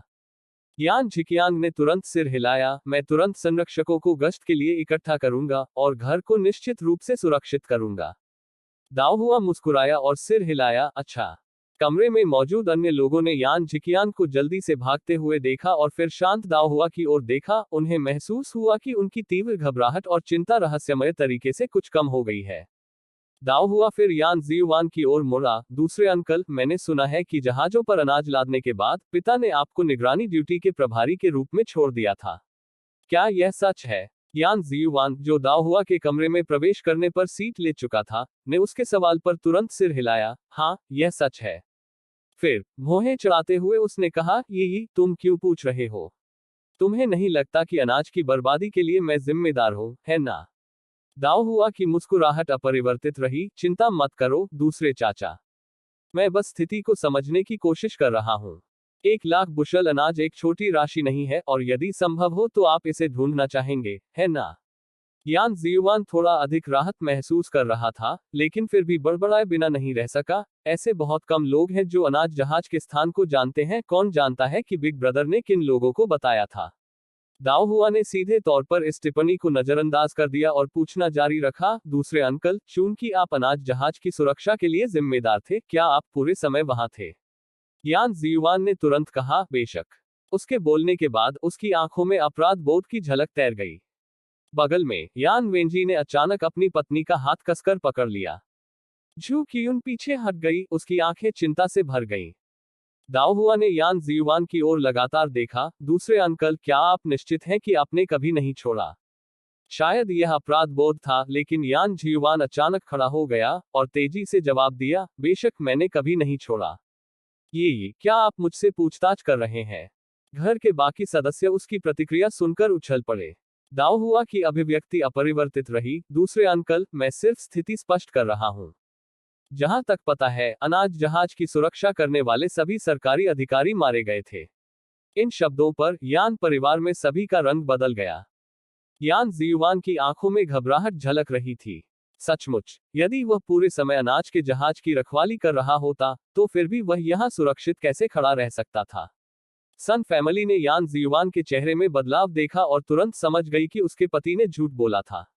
हालांकि वह असंतुष्ट होकर उठ खड़ी हुई और दाव हुआ की ओर देखा। ये आप जो कह रहे हैं, उससे ऐसा लगता है कि आप निराश हैं कि आपके दूसरे अंकल को कोई नुकसान नहीं हुआ है। यह सौभाग्य की बात है कि आपके दूसरे चाचा खुद को राहत देने के लिए दूर चले गए, अन्यथा। सन फैमिली का गला रुंध गया और उसने यान जीवान के सीने में अपना चेहरा छिपाकर रोना शुरू कर दिया। अगर परिवार के मुखिया को कुछ हो गया होता तो मैं अब और जीना नहीं चाहती। यह सुनकर यान वेंजी, यान यहुआन और यान येल भी भयभीत दिखाई दिए। यान जीवान ने यह देखकर कि सन फैमिली ने अपने झूठ को विस्तार से बताया था, अजीब तरह से उसकी पीठ थपथपाए। मैडम ली ने अपनी बेटी की ओर देखा, जो सोच में खोई हुई लग रही थी, और बोली, ठीक है, अब और रोना नहीं। यह हमारे पूर्वजों का आशीर्वाद है कि तुम्हारे दूसरे चाचा सुरक्षित हैं। तुम्हारी दादी अभी भी भीतर के कमरे में आराम कर रही हैं, चलो उन्हें परेशान न करें। सन फैमिली को पता था कि यह अधिक परेशानी का समय नहीं है। उसने अपनी आंखों के कोने से आंसू पोंछे और रोना जारी नहीं रखा। मैडम ली की आंखों में थकावट झलकती देखकर दाव हुआ ने और कुछ नहीं कहा। वह हान शिनरान की ओर मुड़ी, सबसे बड़ी भाभी, कृपया माँ को वापस जाने और आराम करने में मदद करें। मैं यहाँ दादी की देखभाल करूंगी। हान शिनरान ने झट से मैडम ली की ओर देखा। मैडम ली ने अपना सिर हिलाया, मेरे पति की स्थिति अभी भी अज्ञात है, मैं संभवतः कैसे सो सकती हूँ। दाओ हुआ ने जवाब दिया, बिग ब्रदर द्वारा जो हुआन की सहायता से पिता निश्चित रूप से ठीक हो जाएंगे। माँ, आपको आराम करने के लिए अपने कमरे में वापस जाना चाहिए। परिवार को अभी भी चीजों की देखभाल करने के लिए आपकी जरूरत है। मैडम ली ने अपनी बेटी की ओर देखा, यह देखते हुए कि उसकी आंखों में घबराहट का कोई निशान नहीं था। फिर उसे याद आया कि उसकी बेटी की अब एक अलग स्थिति है और उसका दिल तुरंत शांत हो गया। ठीक है, मैं फिर वापस जाऊंगी। खान शिनरान ने आश्चर्य से अपनी सास की ओर देखा, उसे समझ नहीं आया कि उसने अचानक अपना मन क्यों बदल लिया। दाओ हुआ ने दूसरों की ओर देखा, सभी को भी तितर बितर हो जाना चाहिए। इतना कहकर, बिना किसी और स्पष्टीकरण के, वह सीधे मैडम यान को देखने के लिए भीतरी कमरे में चली गई। मैडम यान पहले ही जाग चुकी थी। उसने बाहरी कमरे में कही गई सारी बातें सुनी थी और जब उसने अपनी पोती को अंदर आते देखा तो उठने की कोशिश की। दाव हुआ जल्दी से उसे सहारा देने के लिए गया। दादी, आपको लेटे रहना चाहिए।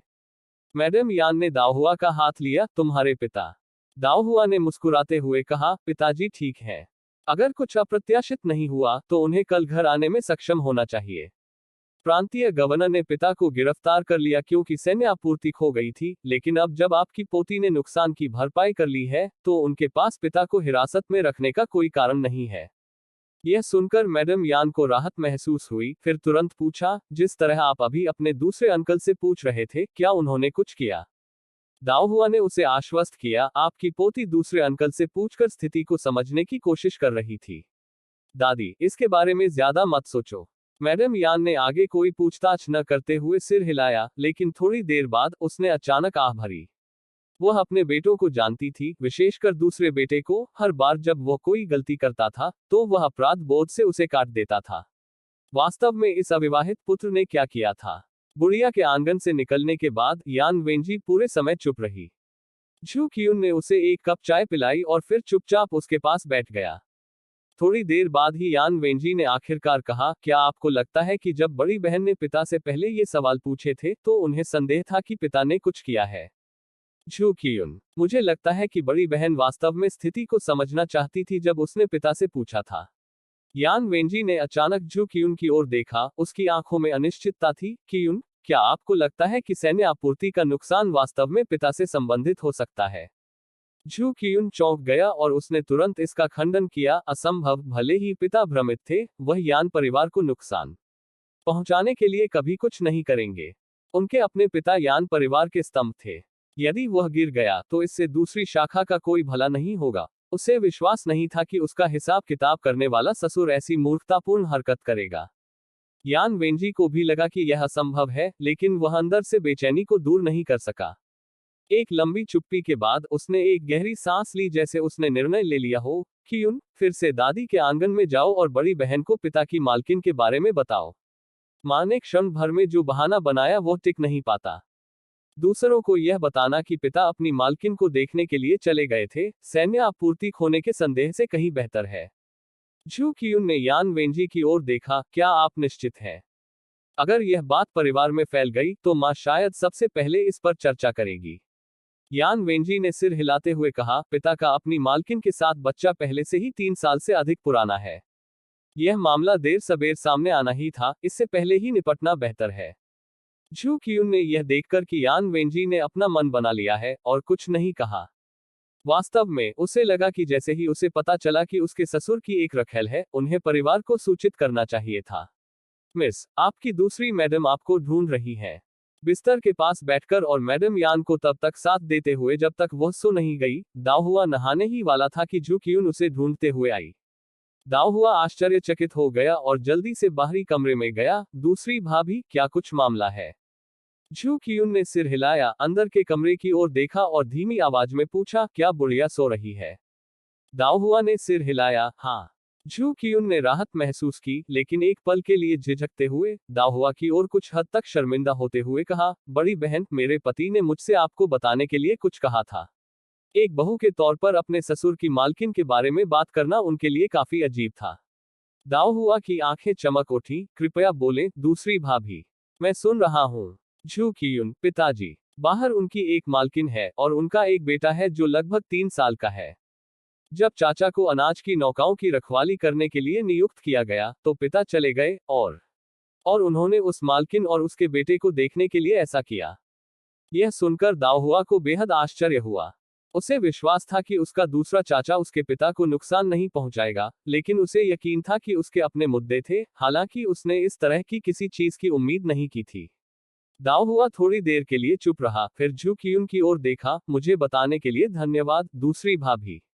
मेरे दूसरे भाई को बताएं कि आज दूसरे अंकल से मेरे सवालों का स्थिति को बेहतर ढंग से समझने और खोए हुए 100 बुशेल अनाज को वापस लाने के अलावा और कोई उद्देश्य नहीं था। मुझे कभी संदेह नहीं था कि दूसरे अंकल पिता को नुकसान पहुंचाएंगे। जू कियुन ने तुरंत मुस्कुराते हुए कहा, आपका दूसरा भाई यह जानता है, लेकिन हमें लगा कि परिवार को पिता की मालकिन के बारे में सूचित किया जाना चाहिए। दाओहुआ, मैं मां को बताने का सही समय ढूंढ लूंगा। जू कियुन ने अधिक कुछ नहीं कहा और दाओहुआ से छुट्टी ले ली। उसके जाने के बाद दाओहुआ एक पल के लिए चुप रहा, फिर उसने यान शोहो को बुलाया, काओचुवान और बाल्डहेड को बुलाओ और दूसरे अंकल की मालकिन के बारे में पता लगाने के लिए विशेष प्रयास करो।